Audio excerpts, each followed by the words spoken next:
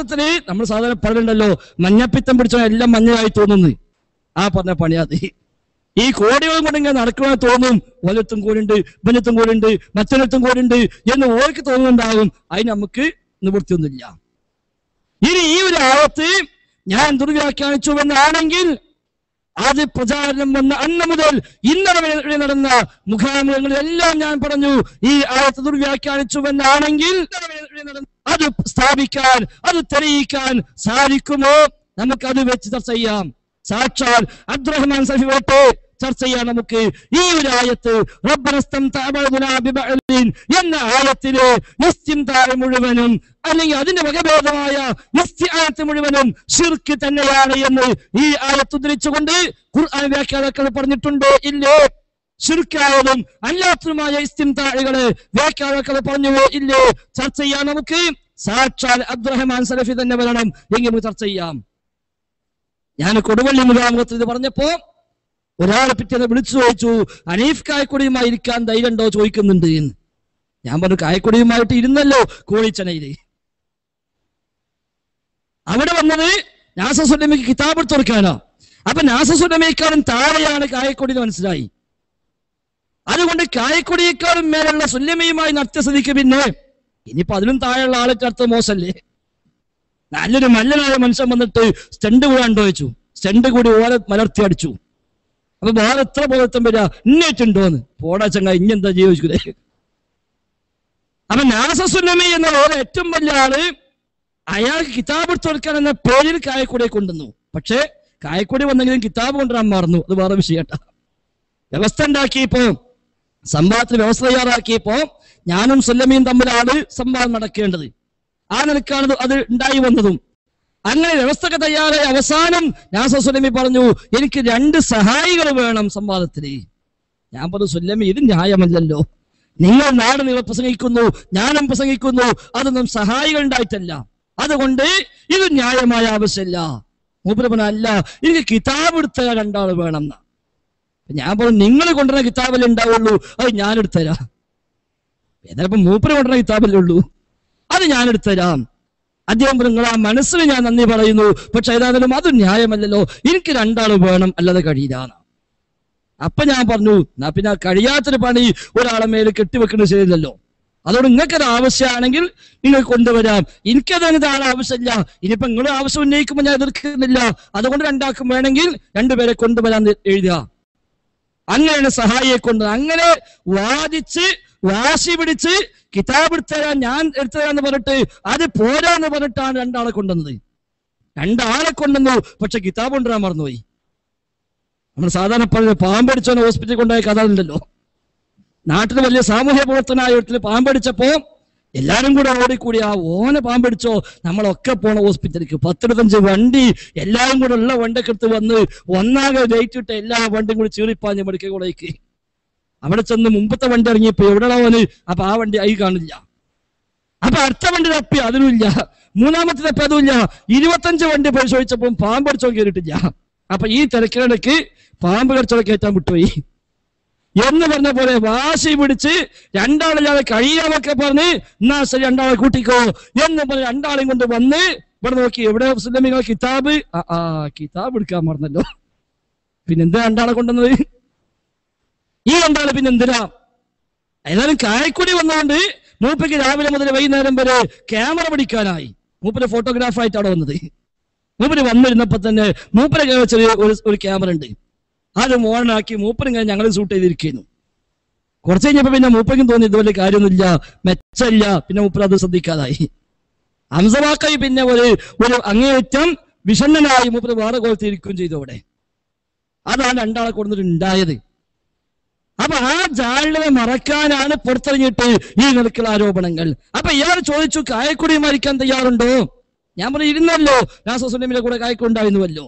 അതുകൊണ്ട് സുല്ലമിയുമായി നടത്തിയ സ്ഥിതിക്ക് പിന്നെ അയാൾക്ക് കിതാബ് തീർക്കാമെന്ന അയാള് ഹെൽപ്പർ, ആ ഹെൽപ്പറുമായി ഇരിക്കാൻ കഴിഞ്ഞപ്പോ ന്യായമല്ല. അതുകൊണ്ട് സുല്ലമിയേക്കാളും മേലുള്ളവരുണ്ടോ നമുക്ക് നടത്താം. ഇനി മേലഞ്ഞിപ്പോ ആകെ ഒരാളേ ഉള്ളൂ, അത് അബ്ദുറഹ്മാൻ സലഫി ആണല്ലോ. അതുകൊണ്ട് അബ്ദുറഹ്മാൻ സലഫി തയ്യാറുണ്ടോ? ഈ ഒരു ആയത്ത് വെച്ച് നമ്മൾ സംവാദം നടത്താം. ഇനി ഈ ആയത്ത് പറ്റില്ല എന്നാണോ യാ ഇബാദല്ലാഹ് നടത്താം. ഇസ്തിആനത്തും ബിൽ ജിന്നി വേണോ? നടത്താം. ഏതുമാകട്ടെ നടത്താം. അതും പരമാവധി പറ്റുമെങ്കിൽ പരസ്യമായി നടത്തണം. പിന്നെ ഖുറാഫത്താകുമ്പോഴല്ലേ ഒരു കലക്കോന്ന് ബേജാറുള്ളൂ. ഇതിപ്പോ അതൊന്നുമില്ലല്ലോ.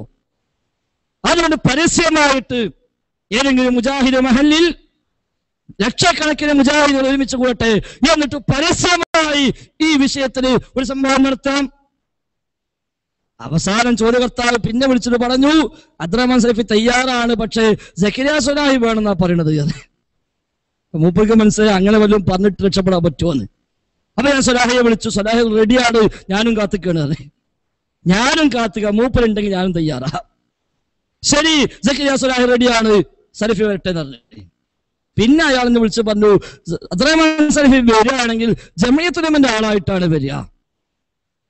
ഞാൻ പറഞ്ഞു അത് പറ്റൂല, ജമിയത്തുൽ ഉലമയുടെ ആളാണെങ്കിൽ എല്ലാവരും ജമിയത്തുൽ ഉലമയുടെ ആൾക്കാർ, അല്ലെങ്കിൽ ആരും ആളാവണ്ട, മൂപ്പര് മാത്രം കെ ചെയ്യൂ എന്നാണ്. അത് നടക്കൂലല്ലോ. സംഗതി ഇപ്പൊ നടക്കണ എങ്ങനെയാണെങ്കിലും ഈ വിഷയത്തിൽ നമുക്ക് അംഗീകരിക്കാൻ കഴിയില്ലല്ലോ. അപ്പൊ ഒന്നുകിൽ എല്ലാവരും കെ ചെയ്യട്ടെ. ഞങ്ങളിപ്പോ കോഴിച്ച സംഭവത്തില് തുടക്കത്തിൽ ആദ്യം എല്ലാ സംഭവത്തിനും അറ്റൻഡൻസ് രേഖപ്പെടുത്തും. അപ്പൊ അറ്റൻഡൻസ് രേഖപ്പെടുത്തിയപ്പോ ഇവര് ചെറിയ പണി ഒപ്പിച്ചു. ഈ നാണി ഹാജി, അയാള് പണ്ട് പേരോടൊന്നല്ലോ, നാണി ഹാജി നാണവില്ലേജിലെ ആ നാണി ഹാജി, അയാളൊരു പേപ്പർ എടുത്തിട്ട് KNM-നെ പ്രതിനിധീകരിച്ചു വന്നവർ എന്നൊരു ഹെഡിങ് എഴുതിയിട്ട് മൂപ്പർ ഇങ്ങനെ 1, 2, 3 നമ്പർ ഇട്ടുകാണ്ട് ഓരൊക്കെ പട പേര് ഒപ്പിട്ടിട്ട് ആ പേപ്പർ ഇങ്ങോട്ട് തന്നു. അപ്പൊ ഓരോ KNM-ന്റെ ആൾക്കാര്. അപ്പൊ നമ്മൾ വേറെ എന്തെങ്കിലും എഴുതണമല്ലോ. അപ്പൊ ഞങ്ങൾ എന്ത് ചെയ്തു, ശരി 4 നമ്പറിൽ ഇട്ടത് നമ്മളിന്റെ ബാക്കിയിടുക. അപ്പൊ താഴെ ബാക്കി ഞങ്ങൾ എഴുതി. KNM-നെ പ്രതിനിധീകരിച്ചവർ 1, 2, 3, 4 നാണിയാജി, 5 ഞാന്, 6 അബ്ദുൽ മാലിക് സലഫി, 7 സുറൈഹി സലഫി, 8 ഞങ്ങളെ മധ്യസ്ഥ അയ്യൂബാക്കി. പേപ്പറാണ് കൊടുത്തു. പിന്നെ എന്താ പറയേണ്ടത് പിടുത്തൂല്ല. ഇത് പറ്റൂലാൻ വയ്യല്ലോ. അതുകൊണ്ടാ ഓൺ സീഡിറക്കി ഇപ്പൊ കാണാം മുജാഹിദ് പക്ഷം ഒരു 3 ആൾ എഴുതി. ഞങ്ങൾക്ക് പക്ഷം എഴുതാൻ നോക്കി ധൈര്യമില്ല. അതുകൊണ്ട് 3 ക്വസ്റ്റ്യൻ മാർക്കാ. 3 question mark. കാരണം എന്താ, ഈ പേപ്പർ പ്രകാരം ഇപ്പൊ എഴുതുകയാണെങ്കിൽ 2 മുജാഹിദ് പക്ഷം എഴുതണം, അല്ലെങ്കിൽ പിന്നെ ഒന്ന് സലഫി എഴുതണം, മറ്റ് കോക്കസ് എഴുതണം. അതൊന്നും പറ്റൂലല്ലോ. അപ്പൊ ഏതായിരുന്നാലും ഈ ജാള്യത മറക്കാനാണ് ഇത്തരം കുപ്രചാരണങ്ങൾ. അതൊക്കെ നല്ല. അതോടൊപ്പം തന്നെ മനുഷ്യന്മാരിപ്പോ ഈ ആയത്ത് ഫുള്ള് തപ്പുക. ഇസ്തിംതാഇന്റെ ആയത്ത് ഇപ്പൊ എല്ലാരും നെറ്റിലും മറ്റും തപ്പിട്ട് ഏതൊക്കെ കിതാബ് എവിടൊക്കെ എന്തൊക്കെയാ പറഞ്ഞു തെരഞ്ഞു പിടിച്ച് ഓരോരുത്തരും ദിവസം വിളിച്ചു പറഞ്ഞാ നിങ്ങൾ പറഞ്ഞാൽ അപ്പുറം നിരുണ്ട്, നിങ്ങൾ പറഞ്ഞതിനേക്കാൾ ഏറെ ഉണ്ട്. വസീയത്ത് ശിർക്കിന്റെ ഫലം തന്നെ ഉണ്ട്. ഇന്ന കിതാബുണ്ട്, മറ്റേ കിതാബുണ്ട് എന്ന് പറഞ്ഞ ഓരോരുത്തർക്കും ഇങ്ങനെ വിളിച്ചു പറഞ്ഞുതരാം. മനുഷ്യന്മാർ ആയത്ത് പഠിക്കാൻ തുടങ്ങി. ഒന്നും വേണ്ട, ഡോക്ടർ ഉസ്മാൻ സാഹിബിന്റെ മുഖ്യശത്രു എന്ന പുസ്തകം മാത്രം വായിച്ചാൽ മതി. അപ്പൊ മനസ്സിലാവും ഈ ഇസ്തിംതാഇ ഏതെല്ലാം സൈസ് ഉണ്ട് എന്ന്. എന്നിട്ടാണ് ദുർവ്യാഖ്യാനിച്ചു എന്ന് പറഞ്ഞ് എന്തിനേറെ ഈ വർഷത്തെ കാന്തപുരം അവാർഡ് ഫൈസൽ മുസ്ലിയാക്കി പ്രഖ്യാപിച്ചു എന്നിവരെ SMS അയച്ചവനുണ്ട്. ഇൻഷാ അല്ലാഹ് ആ SMS ഒക്കെ അവിടെ വെക്കട്ടെ. നമ്മളാരും പ്രതികരിച്ചിട്ടില്ല. അതൊക്കെ കേസ് കൊടുക്കാതെ സ്വയം കേസ് എടുക്കുന്ന ഒരു കോടതി ഉണ്ടല്ലോ, ആ കോടതി ഇൻഷാ അല്ലാഹ് നമുക്കത് ലാഭമായി മാറുമെന്ന പ്രതീക്ഷയിൽ നമ്മളതെല്ലാം ക്ഷമിക്കുന്നു. അള്ളാഹു അനുഗ്രഹിക്കുമാറാവട്ടെ.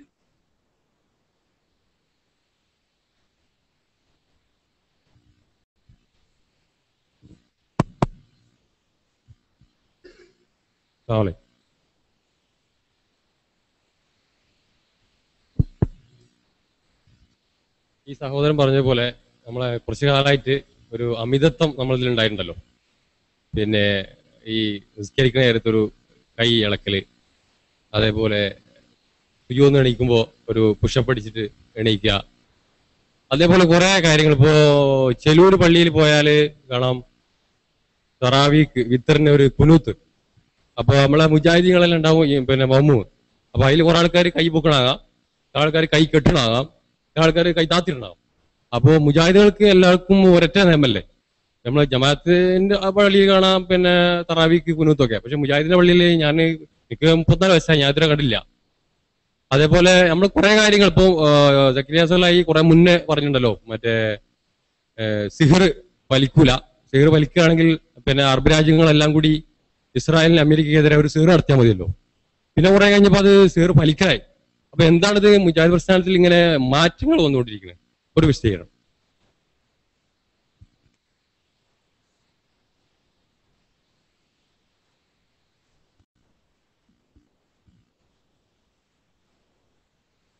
മുജാഹിദ് പ്രസ്ഥാനത്തിൽ മാറ്റങ്ങൾ വന്നുകൊണ്ടിരിക്കുന്നു എന്നാണ്. മുജാഹിദ് പ്രസ്ഥാനത്തിൽ മാറ്റങ്ങൾ വരുന്നില്ല. ചില ആളുകൾ ചില വിഷയങ്ങൾ മനസ്സിലാക്കിയെടുത്ത അബദ്ധമുണ്ടാകുമ്പോൾ അവർ ഒരുപക്ഷെ മാറ്റിക്കൂടായികയില്ല. പ്രസ്ഥാനത്തെ നയം എന്നും ഒന്നാണ്. വിശുദ്ധ ഖുർആനും സ്വഹീഹായ ഹദീസും എന്താണോ പഠിപ്പിച്ചത് അതാണ് പ്രസ്ഥാനത്തിന്റെ നയം. അതൊരു പക്ഷേ ചില ആളുകൾക്ക് ചില ഹദീസുകൾ മനസ്സിലാകാതെ പോയത് കൊണ്ട് അവർ ഒരു പക്ഷേ എതിരായി പറഞ്ഞിട്ടുണ്ടാവാം. പിന്നീട് അവർക്ക് ഹദീസ് മനസ്സിലായി. അപ്പോൾ അവർ തുറന്നു പറഞ്ഞു, ഞങ്ങൾ പണ്ട് ഇങ്ങനെ പറഞ്ഞിരുന്നു, അന്ന് ഞങ്ങൾക്ക് അറിയില്ലായിരുന്നു, ഇപ്പോൾ ഞങ്ങൾക്ക് മനസ്സിലായി, അതുകൊണ്ട് ഞങ്ങൾ തിരുത്തുന്നു. അത് പ്രസ്ഥാനം തിരുത്തിയതല്ല. ചില വിഷയങ്ങളിൽ സ്വഹീഹ ഹദീസുകളിൽ തന്നെ വ്യത്യസ്ത രീതിയിൽ ചെയ്യാൻ അനുവദിക്കപ്പെട്ട വിഷയങ്ങൾ ഉണ്ടാവും. വ്യത്യസ്ത രീതിയിൽ ചെയ്യാം എന്ന് പറഞ്ഞ് അനുവാദമുള്ള വിഷയങ്ങൾ ഉണ്ടാകാം. അപ്പൊ അതിൽ ഒരു പക്ഷെ ഒരാൾ ഇതെടുക്കും, മറ്റൊരാൾ മറ്റെടുക്കും. അത് മറ്റൊരാൾ നോക്കി കാണുമ്പോൾ ഇവരെന്താ രണ്ട് കോലത്തില് എന്ന് ചിന്തിക്കുന്നത് എന്ന് പുറത്തില്ല. അത് രണ്ടും സ്വഹീഹ ഹദീസിൽ സ്ഥിരപ്പെട്ടു വന്നതായിരിക്കാം. അതിന് വിശാലതയുള്ള, രണ്ടും ചെയ്യാൻ അനുവാദമുള്ള മേഖല ആയിരിക്കാം. പല വിഷയത്തിലും അങ്ങനെയാണ്. അവിടെ രണ്ടിനും സ്വഹീഹ ഹദീസ് ഉണ്ട്, അതുകൊണ്ട് ഈ ഹദീസ് പ്രകാരം ചെയ്യാം, മറ്റു ഹദീസ് പ്രകാരം ചെയ്യാം. അതേപോലെ വിത്തല്ല ഖുനൂത്ത്, അതിന് എല്ലാ കാലത്തും നമ്മുടെ കയ്യിൽ ചർച്ച നടന്നിട്ടുണ്ട്. ആ ഹദീസുമായി ബന്ധപ്പെട്ട് കേരള ജംഇയ്യത്തുൽ ഉലമയിൽ പോലും ചർച്ച വന്ന സമയത്ത് അന്ന് ഔദ്യോഗികമായി ചർച്ച ചെയ്ത് കൊല്ലങ്ങൾക്ക് മുമ്പ് തീരുമാനിച്ച തീരുമാനം തന്നെ അതുമായി ബന്ധപ്പെട്ട് സ്വഹീഹായ റിപ്പോർട്ടുകൾ വന്നിട്ടുണ്ട്. അതുകൊണ്ട് അത് ബിദ്അത്താണെന്ന് പറയാൻ വകുപ്പില്ല. എന്നാൽ ചെയ്യാത്ത ഒരാൾ നിർബന്ധമായും നീ ചെയ്തോളമെന്ന് പറഞ്ഞ് അയാളെ ചെയ്യിക്കാൻ പോകേണ്ടതുമില്ല എന്നാണ് KJ പോലും അവിഷയമായി കൊല്ലങ്ങൾക്ക് മുമ്പ് നയം പ്രഖ്യാപിച്ചിരുന്നത്. അപ്പൊ അത് ഒരാൾ ഇത്രയും കണ്ടിട്ടില്ല, അതുകൊണ്ട് അതൊരു പുതിയതാണ് തോന്നിയാൽ അത് അയാൾക്ക് കുഴപ്പമൊന്നല്ലാതെ ഒരാൾ പറയാം. ഇപ്പൊ ഞാൻ ഈ പയ്യോടി ഭാഗത്ത് മുഖാമുഖത്ത് പോയപ്പോൾ ഒരാൾ പറഞ്ഞു, ഞാൻ 30 കൊല്ലമായി മുജാഹിദായിട്ട് ഞാൻ ഇതുവരെ ഇതൊന്നും കേട്ടിട്ടില്ല. ഞാൻ അദ്ദേഹത്തോട് ചോദിച്ചു, നിങ്ങൾ അമാനിമയുടെ ഖുർആൻ പരിഭാഷ കംപ്ലീറ്റ് വായിച്ചിട്ടുണ്ടോ? ഇല്ല. ഡോക്ടർ ഉസ്മാൻ സാഹിബിന്റെ ഗൈബ് എന്ന പുസ്തകവും മുഖ്യസത്വം എന്ന പുസ്തകം വായിച്ചിട്ടുണ്ടോ? ഇല്ല. അമാനി മൗലവിയുടെ ഇസ്ലാമിക ജീവിതം എന്ന പുസ്തകം വായിച്ചിട്ടുണ്ടോ? ഇല്ല. അവിടെയൊക്കെയാണ് ഈ ജിന്നുമായി ബന്ധപ്പെട്ട, സിഹറുമായി ബന്ധപ്പെട്ട വിഷയങ്ങൾ ഏറ്റവും അധികം പ്രതിപാദിച്ചത്. അതൊന്നും വായിക്കാത്ത ഒരാള് ഞാൻ കേട്ടിട്ടില്ല, പിന്നെ ഇവിടുന്ന് കിട്ടുക വഹിയൊന്നും വരില്ലല്ലോ. അയാളിങ്ങനെ മുജാഹിദ് പ്രസ്ഥാനത്തിൽ വന്ന് 5 കൊല്ലം കഴിയുമ്പോൾ കുറെ വഹി കിട്ടുക, പിന്നെ 10 കൊല്ലം കഴിയുമ്പോൾ വേറെ കുറെ വിലം കിട്ടുക, അതുണ്ടാവില്ലല്ലോ. 30 അല്ല 50 കൊല്ലം കഴിഞ്ഞാലും ഒരു അക്ഷരം വായിക്കൂല, ഒരു വായതും കേൾക്കാൻ പോകൂല, ഒരു സീഡിയും കേൾക്കൂല, എന്നിട്ട് ഞാൻ ഇക്കാലം ഒന്നും കേട്ടിട്ടില്ല എന്ന് പറഞ്ഞാൽ അത് അയാളുടെ പോരായ്മ എന്നല്ലാതെ. എന്നാൽ ഈ പറയപ്പെട്ട വിഷയങ്ങളിൽ മുജാഹിദ് പ്രസ്ഥാനം സംഘടിതമായ പ്രവർത്തനം ആരംഭിച്ച അന്ന് മുതൽ ഇനി അതിനു മുമ്പ് ദഅവത്ത് നടത്തിയ പണ്ഡിതന്മാരും തങ്ങളുടെ ഗ്രന്ഥങ്ങളിൽ അന്ന് മുതലേ പറഞ്ഞു പോകുന്ന വിഷയങ്ങളാ, അല്ലാത്ത വേറൊന്നും പറഞ്ഞിട്ടില്ല. ഈ കൈ അണക്കലും ഈ കൈ മുഷ്ടി ചുരുട്ടി എണീക്കലും AP അബ്ദുൽ ഖാദിർ മൗലവിയുടെ ചോദ്യങ്ങൾ മറുപടികൾ എന്ന പുസ്തകത്തിൽ ചർച്ച ചെയ്ത് കാണാം. നമുക്ക് AP അബ്ദുൽ ഖാദിർ മൗലവിയുടെ ചോദ്യങ്ങൾ മറുപടികൾ എന്ന പുസ്തകത്തിൽ ആ വിഷയം ചർച്ചകൾ വന്നിട്ടുണ്ട്. ഇപ്പൊ തുടങ്ങിയതല്ല, കൊല്ലങ്ങൾക്ക് മുമ്പ് തന്നെ വിത്തല്ല ഖുനൂത്ത് ചർച്ച വന്നിട്ടുണ്ട്. അപ്പൊ അതൊന്നും പുതിയ സാധനമല്ല. ആ വിഷയത്തിൽ ചർച്ചകൾ എന്നുമുണ്ട്. സിഹർ വിഷയത്തിലും മുജാഹിദ് പ്രസ്ഥാനം ഈ കാലം വരെ പറഞ്ഞ നിലപാട് ഒറ്റൊന്ന മാറ്റമില്ല. KM മൗലവി 1935 അൽ മുർസലിൽ ഇതുമായി ബന്ധപ്പെട്ട് എഴുതിയ ലേഖനമുണ്ട്. അത് പിന്നീട് യുവത KM മൗലവിയുടെ ഫത്വകൾ എന്ന പേരിൽ ഒരു പുസ്തകമായി പ്രസിദ്ധീകരിച്ചു. ആ പുസ്തകത്തിന്റെ 1-ാമത്തെ അധ്യായം തന്നെ ഇതുമായി ബന്ധപ്പെട്ടതാണ്. അതിനപ്പുറം നമ്മൾ ആരും പറഞ്ഞിട്ടില്ല. അമാനി മൗലവിയുടെ ഖുർആൻ പരിഭാഷയിലും അമാനി മൗലവിയുടെ ഇസ്ലാമിക ജീവിതം എന്ന പുസ്തകത്തിന്റെ അവസാന അധ്യായത്തിലും സിഹറുമായി ബന്ധപ്പെട്ട് വന്ന പരാമർശങ്ങൾ അതേ നമ്മൾ പറഞ്ഞിട്ടുള്ളൂ. അത് മനസ്സിലാക്കാത്ത ചിലർ ഇടക്കാലത്ത് തിരിച്ചു പറഞ്ഞിട്ടുണ്ടാവാം. അവർക്ക് എപ്പോ ബോധ്യമായോ അപ്പോൾ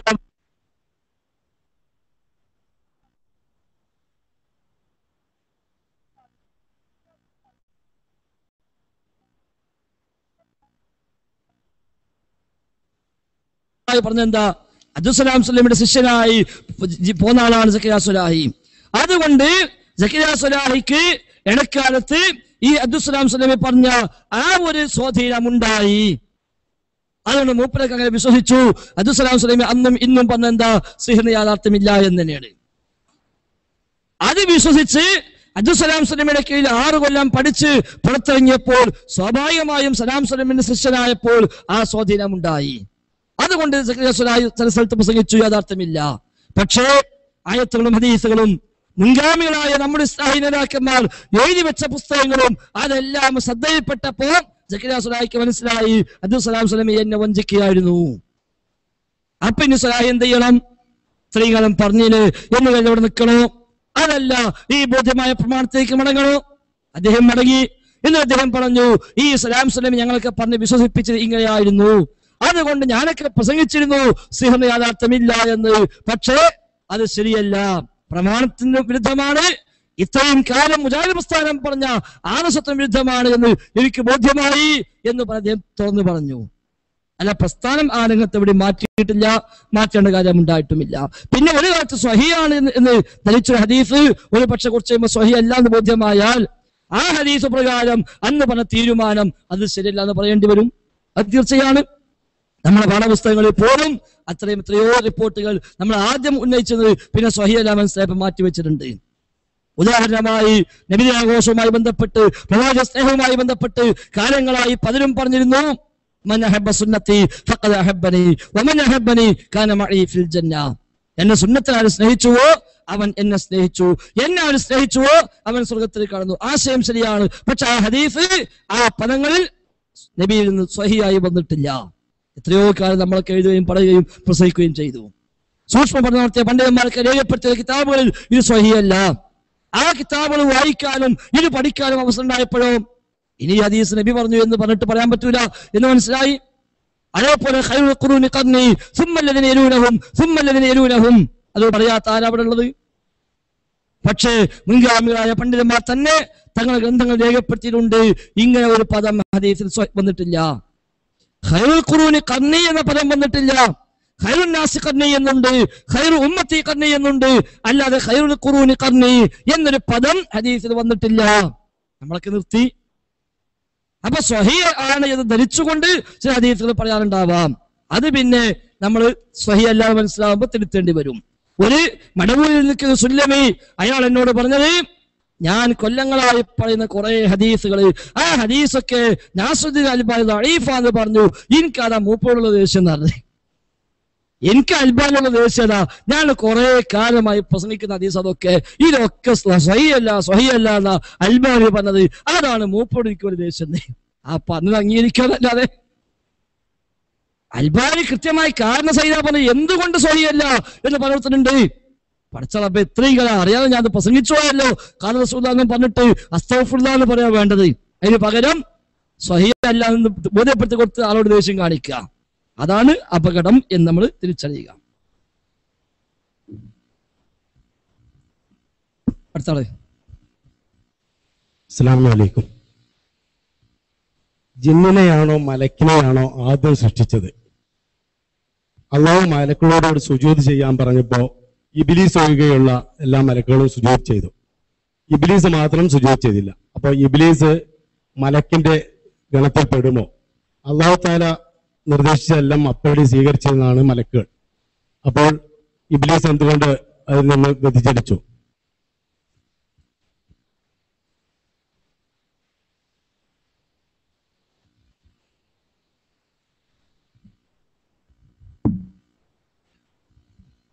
ബിസ്മില്ലാഹിർ റഹ്മാനിർ റഹീം.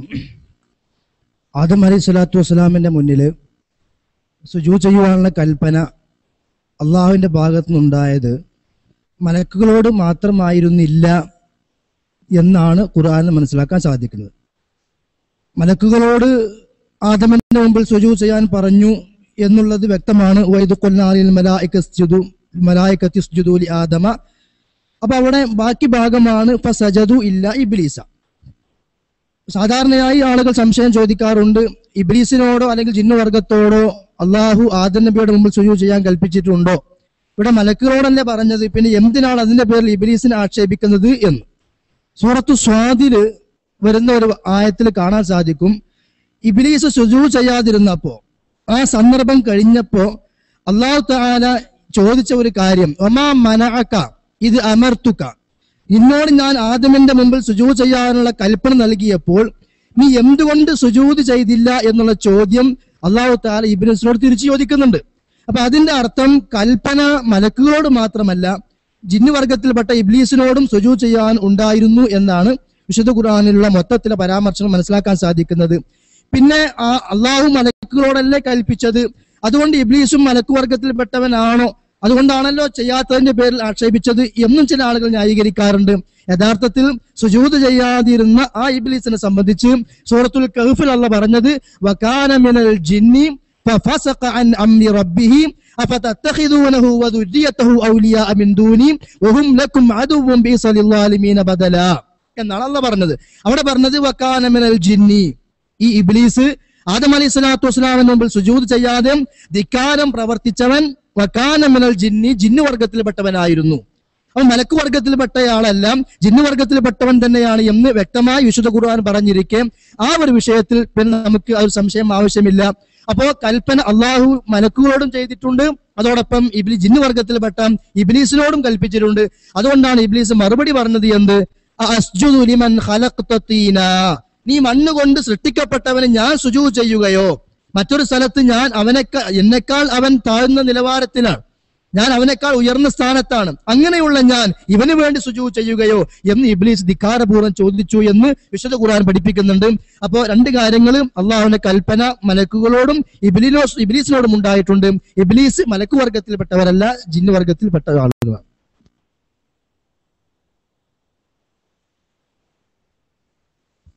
ഒരു എഴുതി കിട്ടിയ ചോദ്യം ചോദിക്കട്ടെ ഫൈസൽ മുസ്ലിയാർ. ഒരു ഖത്തീബിനെ മാറ്റി മറ്റൊരു ഖത്തീബിനെ അവരോധിക്കുകയും അയാളെ പിടിച്ചിറക്കി അടിപിടി കൂടുകയും അവസാനം ജുമുഅ തന്നെ മുടങ്ങുകയും ചെയ്തതിന് സലഫുസ് സ്വാലിഹ്യങ്ങൾ മാതൃക ഉണ്ടോ?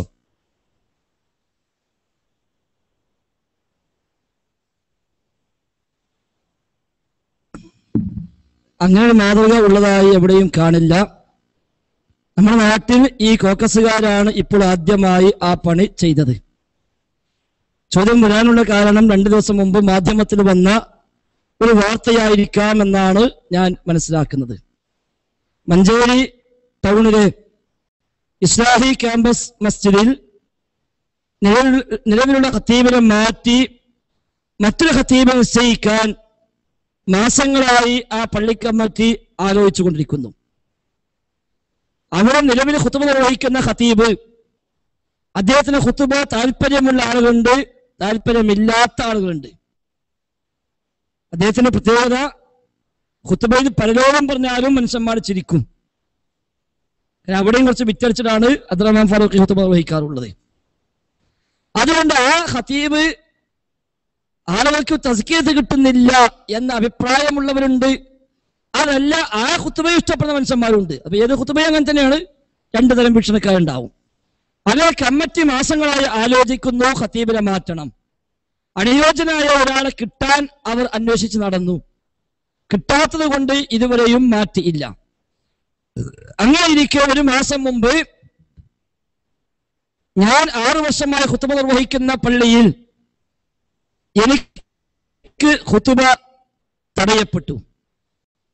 ഈ വിവരമറിഞ്ഞപ്പോൾ ആ പള്ളിയുടെ ഭാരവാഹികൾ എന്നെ ബന്ധപ്പെടുകയും ഇവിടെ ഖതീബായി വരാൻ തയ്യാറാണോ എന്ന് അന്വേഷിക്കുകയും ചെയ്തപ്പോൾ തൽക്കാലം വരാം എന്ന് ഞാൻ ഏറ്റു. അപ്പൊ അവര് പറഞ്ഞു, ശരി എങ്കിൽ ഞങ്ങൾ കമ്മിറ്റി യോഗം ചേരട്ടെ, അതിനുശേഷം ഞങ്ങൾ അറിയിക്കാം. അങ്ങനെ അവര് പറഞ്ഞു, ഞങ്ങൾ അടുത്ത ശനിയാഴ്ചത്തേക്ക് യോഗം വെച്ചിട്ടുണ്ട്, അതുകൊണ്ട് ഈ വെള്ളിയാഴ്ച കൂടി പഴയ ഖതീബ് വരട്ടെ എന്നൊരു യോഗ തീരുമാനപ്രകാരം നമുക്ക് എന്ത് ചെയ്യാം, മാറുന്നത് ഞങ്ങൾ അപ്പോൾ പറയാം. അങ്ങനെ ആ വെള്ളിയാഴ്ചയും പഴയ ഖതീബ് വന്നു. ശനിയാഴ്ച യോഗം ചേർന്നു. യോഗത്തിൽ അഭിപ്രായ വ്യത്യാസമില്ലാതെ ഐക്യകണ്ഠേന പാസ്സായി ഖതീബിനെ മാറ്റണം. അപ്പോൾ ഫൈസൽ മുസ്ലിയാരെ പകരം കിട്ടിയിട്ടുണ്ട് എന്ന് പറഞ്ഞപ്പോൾ ശരി എങ്കിൽ അദ്ദേഹത്തെ നിയമിക്കാം എന്നവർ തീരുമാനിക്കുകയും അത് അവിടുത്തെ മിനുട്സിൽ രേഖപ്പെടുത്തുകയും അവിടെ അന്ന് യോഗത്തിന് ഹാജരായ മുഴുവൻ അംഗങ്ങളും അത് അംഗീകരിക്കുകയും ചെയ്തു. ഒരു അഭിപ്രായ വ്യത്യാസം പോലും ഉണ്ടായില്ല. കമ്മിറ്റിയിൽ ഏതാനും ആളുകൾ കോക്കസുകാരുണ്ടെങ്കിലും അവർ അന്ന് യോഗത്തിന് ഹാജരായില്ല. ഒരാളും അഭിപ്രായ വ്യത്യാസം പറഞ്ഞതുമില്ല. എല്ലാവരും ഒരേ സ്വരത്തിൽ പറഞ്ഞു, ശരി, ഖത്തീബിനെ മാറ്റാം. അത് മിനുട്സിൽ രേഖപ്പെടുത്തി. അങ്ങനെ യോഗശേഷം അടുത്ത ദിവസങ്ങളിൽ അവർ ഞാനുമായി ബന്ധപ്പെട്ടു, എന്നോട് പറഞ്ഞു, യോഗത്തിൽ ഐക്യകണ്ഠനം തീരുമാനിച്ചിട്ടുണ്ട്, അതുകൊണ്ട് അടുത്ത വെള്ളിയാഴ്ച മുതൽ താങ്കൾ വരണം. ശരി, വരാം. അവർ ഫാറൂഖിയെ വിളിച്ചു പറഞ്ഞു, ഞങ്ങൾ തീരുമാനിച്ചിട്ടുണ്ട്, അതുകൊണ്ട് അടുത്ത ആഴ്ച മുതൽ താങ്കൾ വരേണ്ടതില്ല. അദ്ദേഹം അംഗീകരിച്ചു. അങ്ങനെ വെള്ളിയാഴ്ച രാവിലെയും ഇവർ ഫാറൂഖിയെ പ്രത്യേകമായി വിളിച്ചോർമ്മപ്പെടുത്തി, ഞങ്ങൾ ഏൽപ്പിച്ച പുതിയ ഖത്തീബ് ഇന്നുണ്ട്, അതുകൊണ്ട് താങ്കൾ വരേണ്ടതില്ല എന്ന് അന്ന് രാവിലെയും പ്രത്യേകമായി വിളിച്ചു പറഞ്ഞു. അപ്പോഴും അദ്ദേഹം പറഞ്ഞു, ശരി, ഞാൻ വരുന്നില്ല. പക്ഷെ തൊട്ടു തലേ ദിവസം വേറെ ചില ആളുകൾ ഇതൊരു പ്രശ്നമാക്കാൻ തീരുമാനിക്കുകയും അവർ പോലീസിൽ കംപ്ലൈന്റ് ചെയ്യുകയും ചെയ്തു വ്യാഴാഴ്ച. അങ്ങനെ പോലീസ് ഇരുകൂട്ടരെയും വിളിച്ചു വരുത്തി കാര്യങ്ങൾ അന്വേഷിച്ചു. അപ്പോൾ നമ്മൾ പറഞ്ഞു, ഐക്യകണ്ഠേനയുള്ള കമ്മിറ്റിയുടെ തീരുമാനമാണ്, മിനുട്സ് ഞങ്ങളുടെ കൈവശമുണ്ട്, അത് രേഖപ്പെടുത്തിയിട്ടുണ്ട്, അഭിപ്രായ വ്യത്യാസമില്ലാതെ എടുത്ത തീരുമാനമാണ്. പോലീസിനും ബോധ്യമായി പ്രശ്നമൊന്നുമില്ല. എങ്കിൽ ശരി, നിങ്ങൾ പ്രശ്നം ഉണ്ടാക്കരുത് എന്ന ഉപദേശത്തോടു കൂടി ഇരുകൂട്ടരെയും പറഞ്ഞയച്ചു. വെള്ളിയാഴ്ച 11:45 ഞാൻ ആ പള്ളിയിലെത്തുന്നത്. സുന്നത്ത് നമസ്കരിച്ച് ഒന്നാമത്തെ സ്വഫിൽ തന്നെ ഇരുന്ന് ഖുർആൻ പാരായണം ചെയ്യുമ്പോൾ ഒരു 10 മിനിറ്റ് കഴിഞ്ഞപ്പോഴതാ അബ്ദുറഹ്മാൻ ഫാറൂഖി വരുന്നു. അപ്പൊ പിന്നിൽ തൊട്ടടുത്തുള്ള ഭാരവാഹികൾ, പള്ളി കമ്മിറ്റിക്കാരെ പറഞ്ഞു, ഫാറൂഖ് വരുന്നുണ്ട്, എന്തോ പ്രശ്നമുണ്ടാക്കാൻ വല്ല പ്ലാനുമുണ്ട് എന്നാ തോന്നുന്നത്. നോക്കുമ്പോൾ പോലീസ് വാഹനവും പുറത്തുണ്ട്. അപ്പോൾ പോലീസിനാരോ വിളിച്ചു വരുത്തി ഒരു പ്രശ്നമുണ്ടാക്കാൻ സാധ്യതയുണ്ട് എന്ന വിവരം കൊടുത്ത് പഴയ ഖത്തീബിനെയും വിളിച്ചു വരുത്തിയിട്ടുണ്ട് എന്ന് മനസ്സിലായി. കുറച്ചു കഴിഞ്ഞപ്പോൾ മഫ്റ്റിയിലുള്ള 2-3 പോലീസുകാർ പള്ളി കയറി. അവർ എന്നെ വിളിച്ചു. അപ്പൊ ഇവരാരാ എന്താ എനിക്കറിയില്ല. ഒരു പോലീസാണെന്ന് അറിയാൻ യൂണിഫോം ഇല്ലല്ലോ. ഞാൻ പോയില്ല, ഖുർആൻ ഓതിക്കൊണ്ടിരിക്കുകയാണ്. പിന്നെയും വിളിച്ചു. അപ്പൊ പള്ളി കമ്മിറ്റിക്കാരെ പറഞ്ഞു, പറയാനുള്ളത് ഞങ്ങളോട് പറഞ്ഞുകൊള്ളുക, ഞങ്ങളാണ് സംസാരിക്കാനുള്ളത്. അപ്പോഴേക്ക് താടി മീശൊക്കെ ക്ലീൻ ഷേവ് ചെയ്ത് 5-8 ആളുകൾ അപ്പുറത്ത് എഴുന്നേറ്റു. അവര് ബഹളം വെക്കാൻ തുടങ്ങി. അപ്പോൾ ഇവരും എഴുന്നേറ്റു. അതൊരു ബഹളമായി മാറി. അപ്പോൾ പുറത്തു നിന്നുള്ള യൂണിഫോമുള്ള പോലീസുകാരും അകത്ത് കയറി. എല്ലാവരും ശാന്തമായിരിക്കാൻ പറഞ്ഞു. എന്നിട്ട് പോലീസ് ഉദ്യോഗസ്ഥന്മാര് പറഞ്ഞു, ഒരു കാര്യം ചെയ്യാം, ഈ ആഴ്ച തൽക്കാലം പഴയ ആൾ നടത്തട്ടെ. അപ്പൊ കമ്മിറ്റിക്കാരെ പറഞ്ഞു, സാർ അതിന്റെ ആവശ്യമില്ല, ഇവിടെ ഒരു അഭിപ്രായ വ്യത്യാസവുമില്ല. ഞങ്ങൾ ഐക്യകണ്ഠം തീരുമാനിച്ച് മിനുട്സ് എഴുതി പാസ്സാക്കിയ തീരുമാനം, പിന്നെ അതിനപ്പുറം പോകേണ്ട എന്ത് കാര്യമുള്ളത്? ഞങ്ങൾ ഇദ്ദേഹത്തെ വിളിച്ചു വരുത്തി ഖുത്ബയ്ക്ക് വേണ്ടി ഇദ്ദേഹം വരികയും ചെയ്തു. പഴയ ഖത്തീബ് ഇവിടെ വരേണ്ടതില്ല എന്ന് പറയുകയും ചെയ്തു. പിന്നെ എന്തിനാണ് ഒരു പ്രശ്നം? അതുകൊണ്ട് ഇവിടെ അഭിപ്രായ വ്യത്യാസമില്ല, അതുകൊണ്ട് ഫൈസൽ മുസ്ലിയാർ തന്നെ ഖുത്ബ നിർവഹിക്കും. അവസാനം പോലീസ് ഉദ്യോഗസ്ഥന്മാരെ പറഞ്ഞു, എങ്കിൽ ഒരു സമവായം എന്ന നിലയ്ക്ക് 2 പേരും അല്ലാത്തൊരാൾ ഖുത്ബ നിർവഹിക്കട്ടെ, വിരോധമില്ല. പക്ഷേ അപ്പോഴേക്ക് സമയം 12:20 കഴിഞ്ഞിട്ടുണ്ട്. ഖുത്ബ നിർവഹിക്കാൻ പറ്റാവുന്ന ഒരാൾ അവിടെ സദസ്സിൽ മറ്റാരുമില്ല. അതുകൊണ്ട് ആ ശ്രമം നടക്കില്ല എന്ന് ബോധ്യമായി. അപ്പൊ പോലീസുകാരെ പറഞ്ഞു, എങ്കിൽ 2 കൂട്ടരും ഇരിക്കുക, മൈക്ക് ഓണാക്കാതെ നിങ്ങൾ ഒരാൾ ഖുത്ബ നിർവഹിക്കുക. എല്ലാവരും ഇരുന്നു. ഫാറൂഖി ആ പരിസരത്തൊന്നും കണ്ടില്ല അദ്ദേഹത്തെ. ഞാൻ ഒന്നാമത്തെ സൊഫിൽ മെഹ്റാബിൽ തന്നെയാണ് കയറി ഞാൻ ഇരിക്കുന്നത്. അപ്പൊ എല്ലാവരും ഇരുന്നപ്പോൾ ഞാൻ എഴുന്നേറ്റ് ഖുത്ബ നിർവഹിക്കാൻ വേണ്ടി ഞാൻ മിമ്പറിൽ കയറി. അപ്പോഴേക്ക് 12:32 ബാങ്ക് വിളിക്കാൻ സമയമായിട്ടുണ്ട്. ഒരാൾ ബാങ്ക് വിളിക്കാൻ തയ്യാറായി നിൽക്കുന്നു. ഞാൻ മിമ്പറിൽ കയറി. അപ്പോഴേക്ക് നേരത്തെ എഴുന്നേറ്റ അതേ ആളുകൾ ചാടി എഴുന്നേൽക്കുകയും ഇത് പറ്റില്ലെന്ന് പറയുകയും ചെയ്തുകൊണ്ട് അവർ മിമ്പറിന്റെ സ്റ്റാൻഡ് പിടിച്ചു വലിച്ച് പൊട്ടിച്ച് താഴേക്കിട്ടു. മൈക്ക് പിടിച്ചു വലിച്ചു. അപ്പോഴേക്ക് സംഘർഷമായി, പ്രശ്നങ്ങളായി. എനിക്ക് മിമ്പറിൽ നിന്ന് ഇറങ്ങേണ്ടി വന്നു. അത് 10 മിനിറ്റോളം അങ്ങോട്ടും ഇങ്ങോട്ടുമുള്ള ബഹളവും സംഘർഷവുമായി. അവസാനം പോലീസുകാരെ പറഞ്ഞു, 2 കൂട്ടരും നിർവഹിക്കേണ്ടതില്ല, എല്ലാവരും പുറത്തിറങ്ങുക. അതാണ് അവിടെ സംഭവിച്ചത്. അങ്ങനെ എല്ലാവരും പരിസരത്തുള്ള പള്ളികളിലേക്ക് ജുമാക്കായി പോയി. ഞാനും അടുത്തൊരു പള്ളിക്ക് പോയി. ജുമാക്ക് ശേഷം നമ്മുടെ പ്രധാനപ്പെട്ട ചില ആളുകൾ, നബിയുടെ താൻ അടക്കമുള്ളവർ ഫാറൂഖിയെ വിളിച്ചു. എന്താണ് ഫാറൂഖി പ്രസിഡന്റ് ആവാൻ കാരണം? ഫാറൂഖി പറഞ്ഞത്, ഞാനിന്ന് അവിടെ പോകാൻ പാടില്ലായിരുന്നു, എന്നോട് വരേണ്ടതില്ല എന്ന് പറഞ്ഞതുമാണ്. പക്ഷെ നാണി ഹാജി വിളിച്ച് നിർബന്ധിച്ച് വരാൻ പറഞ്ഞതാണ്. മാത്രമല്ല വാഹനവുമായി എന്റെ വീട്ടിലേക്ക് അവർ വന്നു, എന്നെ നിർബന്ധിച്ച് കയറ്റി. സാധാരണ ഫാറൂഖി വസനാ പോകല് ഒഴിവാക്കി ഇപ്പൊ വണ്ടി കൊടുത്തേക്ക വീട്ടിക്ക്. അങ്ങനെ വാഹനം വീട്ടിൽ വന്ന് നിർബന്ധിച്ച് എന്നെ കയറ്റിക്കൊണ്ടുപോയി. നാണി ഹാജി വിളിക്കുകയും ചെയ്തു. അതുകൊണ്ടാണ് ഞാൻ പോയത്, ഞാൻ പോകേണ്ടതില്ലായിരുന്നു. അപ്പൊ മൂപ്പര് വന്നതുകൊണ്ടാണ് കുഴപ്പമുണ്ടായത്, അല്ലെങ്കിൽ ആ പ്രശ്നമൊന്നും ഉണ്ടാവില്ല.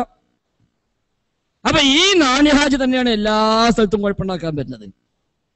അതിനുവേണ്ടി തന്നെയാണ് മൂപ്പരെ പിടിച്ച് ജില്ലാ സെക്രട്ടറി ആക്കിയതും. അപ്പൊ ആ ജുമാ മുടക്കിയതിന്റെ പൂർണ്ണ ഉത്തരവാദിത്തം നാണി ഹാജിക്കും അയാൾ പറഞ്ഞയച്ച ഗുണ്ടകളാണെന്ന് സംശയിക്കാവുന്ന ആ ആളുകൾക്കും ഈ അബ്ദുറഹ്മാൻ ഫാറൂഖിക്കുമാണ്. മാത്രമല്ല, നൂറുകണക്കിന് പള്ളികളിൽ നിന്ന് നമ്മുടെ ഖതീബുമാര് പല സ്ഥലത്തും ഇറക്കി. എവിടെയെങ്കിലും പ്രശ്നം ഉണ്ടായോ? 6 വർഷമായി വേങ്ങര ടൗൺ പള്ളിയിൽ ഞാൻ ഖുത്ബ നിർവഹിക്കുന്നു.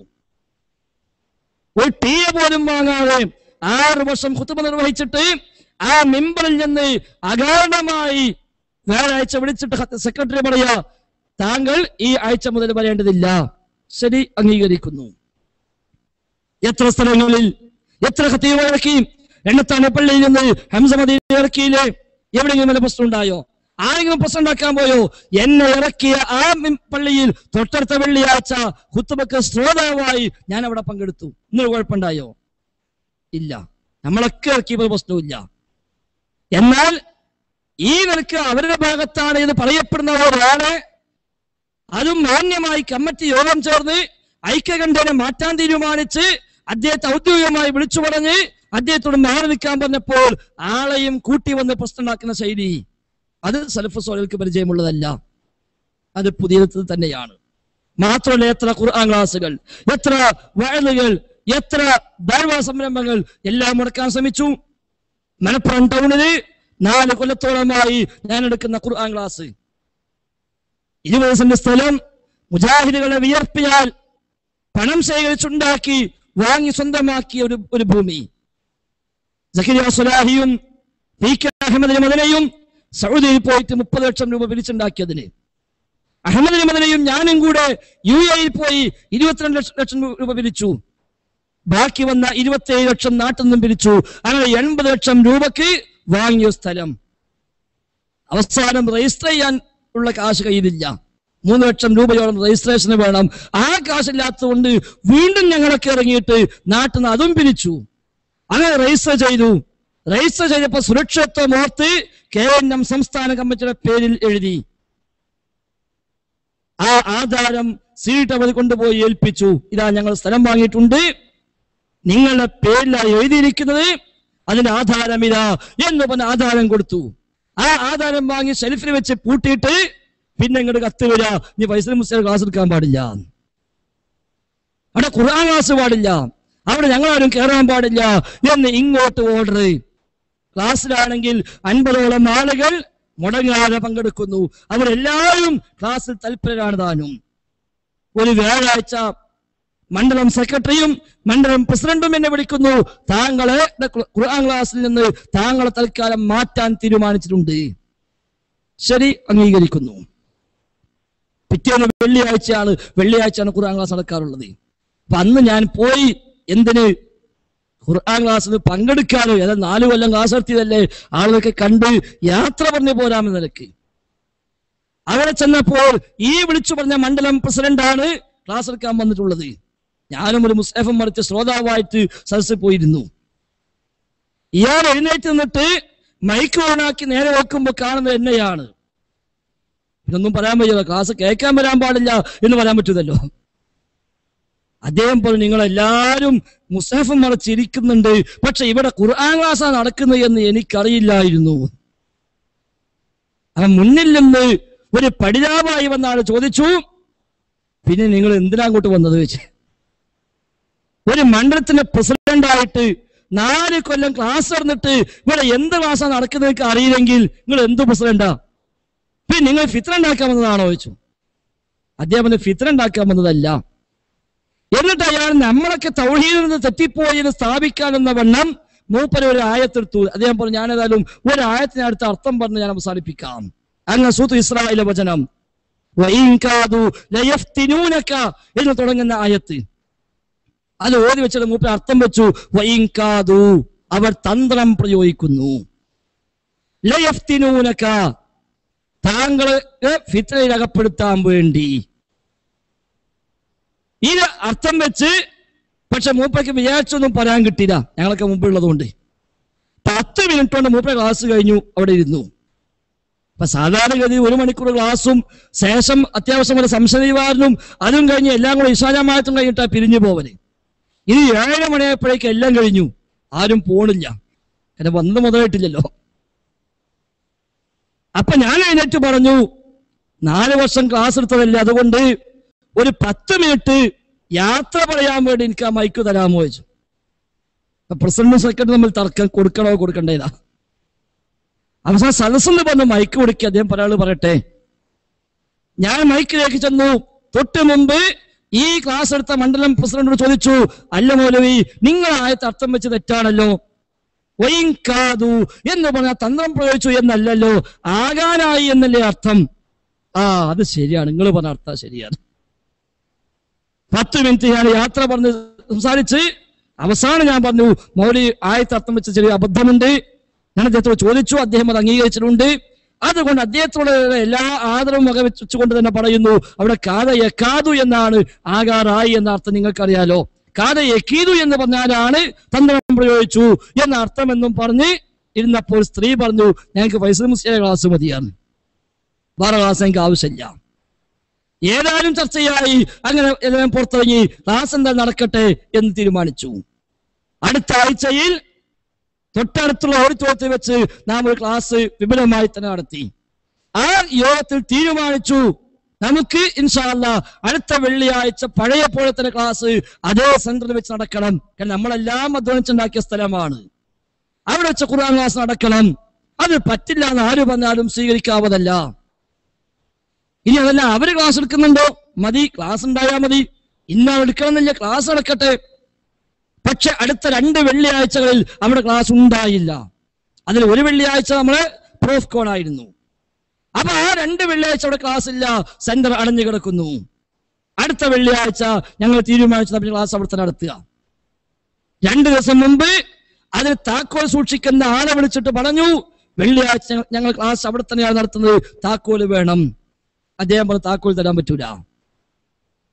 അപ്പൊ നമ്മുടെ പ്രവർത്തകന്മാർ കൂടി എന്താ ചെയ്യാനൊന്നുമില്ല, ക്ലാസ് അവിടെ നടക്കുന്നത് വേണം, സംശയമില്ല. വെള്ളിയാഴ്ച മഗ്‌രിബിന് ശേഷം 75ഓളം പ്രവർത്തകന്മാർ അവിടെ ഖുർആൻ ക്ലാസ്സിന് വന്നു. സ്ഥിരം ക്ലാസ്സിന് പങ്കെടുക്കുന്ന ആളുകളും അതേപോലെ കുറച്ച് അവിടെയുള്ള മറ്റാളുകളും കൂടി വന്നു. നോക്കുമ്പോൾ ഓല ആരുമില്ല, നമ്മളാളുകൾ മാത്രമേ ഉള്ളൂ. ക്ലാസ് കേൾക്കാൻ വന്നപ്പോൾ സെന്റർ പൂട്ടിക്കിടക്കുന്നു.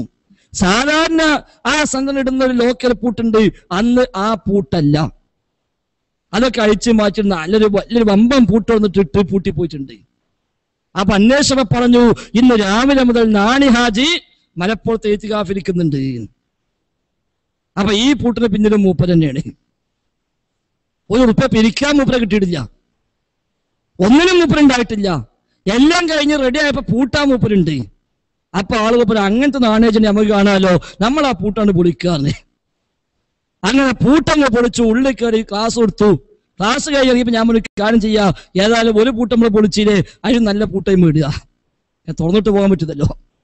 അപ്പൊ അതിനേക്കാളും മുന്തിയൊരു പൂട്ട് വാങ്ങി അതിന് ഇട്ടിട്ട് ഒരു ചാവി അവർക്കുണ്ടായി കൊടുത്തു. ഞങ്ങൾ വേറെ പൂട്ടിയിട്ടുണ്ട്, ഒരു ചാവി ഇതാ പിടിച്ചോളൂ, ഒന്ന് ഞങ്ങൾ അടുത്തുണ്ട്. അതുകൊണ്ട് ക്ലാസ് എല്ലാവരും നടത്തട്ടെ, നിങ്ങളും നടത്തിക്കോളൂ, നമുക്ക് നടത്താം. ഇത് എല്ലാവരുടെയും സമ്പത്താണ്, സ്റ്റേറ്റ് മധ്യ പൈസ കൊടുത്ത് വാങ്ങിയൊന്നല്ല. നാണിഹാജിന് ഒരു ഒപ്പി മരില്ലതാനും. അതുകൊണ്ട് ആരെങ്കിലും വിളിച്ചു വന്നാൽ ഖുർആൻ ക്ലാസ് നിർത്താനുള്ളതല്ല. അതുകൊണ്ട് ഒരു ചാവി വെച്ചോളൂ, ക്ലാസ് നിങ്ങൾ എടുത്തോളൂ, ഞങ്ങളും എടുക്കും. ഇനി അതിനെ മറികടന്ന് നിങ്ങൾ ഇനിയും പൂട്ടുകയാണോ, അതും പൊളിക്കും, സംശയമൊന്നുമില്ല.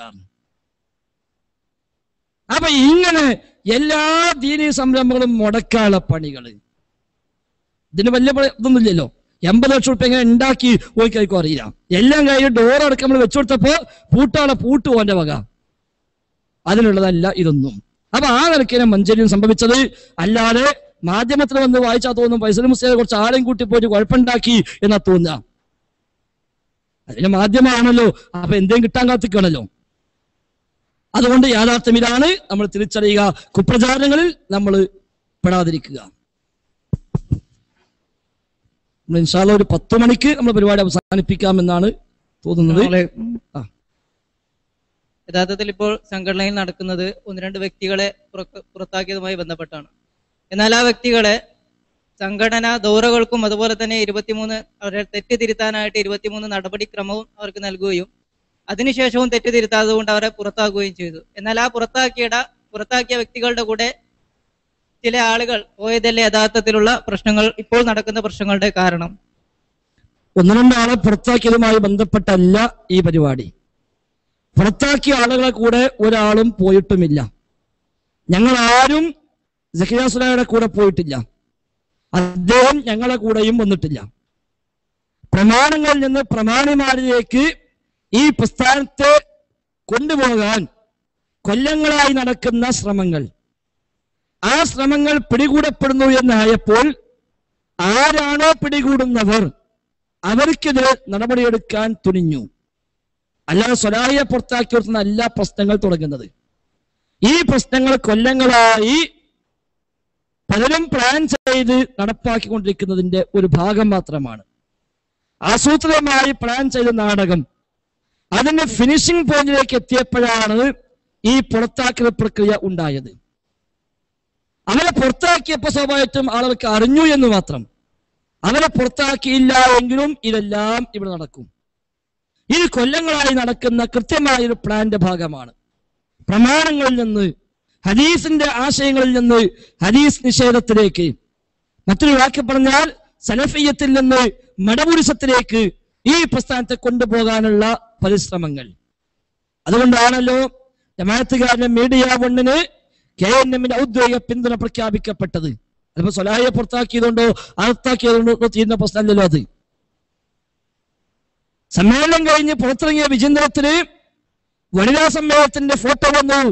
അതിൽ കാണാം അർദ്ധനഗ്നയായ അമുസ്ലിം വനിതാ മന്ത്രിയുടെ ഫോട്ടോ. പള്ളി മെഹ്റാബിൽ കൊണ്ടുവന്നിടുന്ന വിചിന്തനത്തിന് അർദ്ധനഗ്നയായ വനിതാ മന്ത്രി, ആ മന്ത്രിയുടെ ഫോട്ടോ, കളർ ഫോട്ടോ വിചിന്തനത്തിന്. ഇതിലെല്ലാമുള്ള ശ്രമങ്ങളാണ് കൊല്ലങ്ങളായി നടത്തിക്കൊണ്ടുവന്നത്. അത് പിടിക്കപ്പെടും ഈ ഹദീസുമായി നടക്കുന്നവരുടെ കരങ്ങളാൽ എന്ന് മനസ്സിലായപ്പോൾ അവരെ മാറ്റിർത്താൻ ചില പണിണ്ടാക്കി. അതിന് ഇങ്ങനത്തെ വഴി ഉണ്ടാക്കിയേ ഉള്ളൂ. അത് സ്റ്റെപ്പ് 23 എണ്ണം തയ്ച്ചു എന്നല്ലാതെ ഒരു സ്റ്റെപ്പ് പോലും മര്യാദക്ക് അതിൽ പാലിച്ചിട്ടില്ല. സക്കരിയ സുലൈയെ പുറത്താക്കിയപ്പോ 23 സ്റ്റെപ്പ് പറഞ്ഞു. ISM-നെയും MSM-നെയും പിരിച്ചുവിട്ടപ്പോഴോ അര സ്റ്റെപ്പും കൂടില്ല. അര സ്റ്റെപ്പ് പോലും ഇല്ല. ഒരു കത്ത് പോലും വേണ്ട, കാർഡ് പോലും നിങ്ങളെ പുറത്താക്കുന്നു എന്ന് പറഞ്ഞിട്ട് ISM-നെയും MSM-നെയും ഭാരവാഹികൾക്ക് ഇന്നേ വരെ കിട്ടിയില്ല. താജുദ്ദീൻ സ്വലാഹി MSM ജനറൽ സെക്രട്ടറിയാ. അദ്ദേഹത്തിന്റെ സ്കൂളിലെ ഹെഡ് മാസ്റ്റർ അമുസ്ലിമായ അധ്യാപകൻ മൂപ്പരെ വിളിച്ചു വയ്ക്കുക, അല്ല നിങ്ങളെ പുറത്താക്കിയല്ലോ. എന്നെ പുറത്താക്കി, ഇന്ന് പേപ്പറിലുണ്ട്. ഇതാ താജുദ്ദീൻ സ്വലാഹി സ്കൂളിലെ ഹെഡ് മാസ്റ്റർ വിളിച്ചു വയ്ക്കുക, നിങ്ങളെ പുറത്താക്കിയത് പേപ്പറിലുണ്ടല്ലോ. ആ ഫോൺ കോൾ എന്ന MSM-ന്റെ സംസ്ഥാന ജനറൽ സെക്രട്ടറി അറിയുന്നത് മൂപ്പരെ പുറത്താക്കിയിട്ടുണ്ട്. അവിടെ ഒരു സ്റ്റെപ്പും ഇല്ല. എന്നിട്ട് പുറത്താക്കി എന്ന പദം പ്രയോഗിച്ചില്ല, മരവിപ്പിച്ചു എന്ന് പറഞ്ഞു. മരവിപ്പിച്ചു പറഞ്ഞ വേറെ ഒരു പിടുത്തുണ്ട്. ഇനി ശേഷമുള്ളതൊക്കെ സ്റ്റെപ്പാക്കി എണ്ണ. ഇപ്പൊ സ്റ്റെപ്പ് എണ്ണിക്കൊണ്ടിരിക്കുക. ഇപ്പൊ 2 ദിവസം മുമ്പ് മഞ്ചേരിയിൽ TP അബ്ദുൽ ഖാദിർ മദനി പറഞ്ഞു, നടപടിയെടുത്ത് മരവിപ്പിച്ചു കഴിഞ്ഞാൽ അവര് അപ്പീൽ കൊടുത്തുവെങ്കിൽ പിന്നെ അവര് ആ അപ്പീലിന് വിശദീകരണം കിട്ടാൻ വേണ്ടി കാത്തിക്കല്ലേ വേണ്ടത്, അതിന് മുമ്പ് എന്തിനാണ് വിശദീകരണവുമായി ഇറങ്ങുന്നത്? അപ്പൊ സ്റ്റെപ്പ് ഉണ്ടാക്കുകയാണ്. അപ്പൊ ഞാൻ എന്ത് ചെയ്യാ, തൽക്കാലം മരവിപ്പിച്ചേ ഉള്ളൂ. പക്ഷെ അതിനുശേഷം ഒരു പ്രൂഫ് കോൾ നടത്തി. സ്റ്റെപ്പ് 1. ആ പ്രൂഫ് കോളിൽ താജുദ്ദീൻ സ്വലാഹി ഇങ്ങനെ പറഞ്ഞു, സ്റ്റെപ്പ് 2. ഡോക്ടർ ഷഹീർ അങ്ങനെ പറഞ്ഞു, സ്റ്റെപ്പ് 3. ഇങ്ങനെ ഓരോന്ന് എണ്ണ. അപ്പൊ എന്തായി, ഇനി പുറത്തിറങ്ങിയുമ്പോൾ വിശദീകരിക്കുമ്പോഴേയും 25 നടപടിക്രമങ്ങളിലൂടെയാണ് MSM-നെയും ISM-നെയും പിരിച്ചുവിട്ടത്. അത് മര്യാദയാണല്ലോ. അതിനപ്പുറം എന്താ ചെയ്യാതെ തോന്നും. അത് തന്നെയാണ് സക്കരിയ സ്വലാഹിന്റെ വിഷയത്തിലെ 23 സ്റ്റെപ്പും.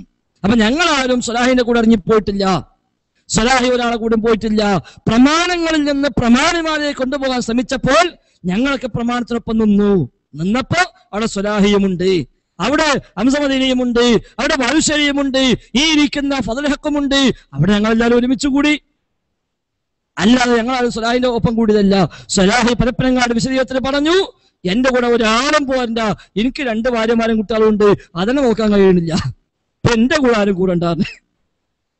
അപ്പൊ ഒരാളും സ്വലാഹിന്റെ കൂടെ കൂടിയിട്ടില്ല, സ്വലാഹി ഒരാളെ കൂടെ കൂടിയിട്ടില്ല, എല്ലാവരും കൂടിയത് പ്രമാണത്തിന്റെ കൂടെ. അപ്പൊ അവിടെ ആരെല്ലാം ഉണ്ടോ ഓലൊക്കെ ഒന്നായി.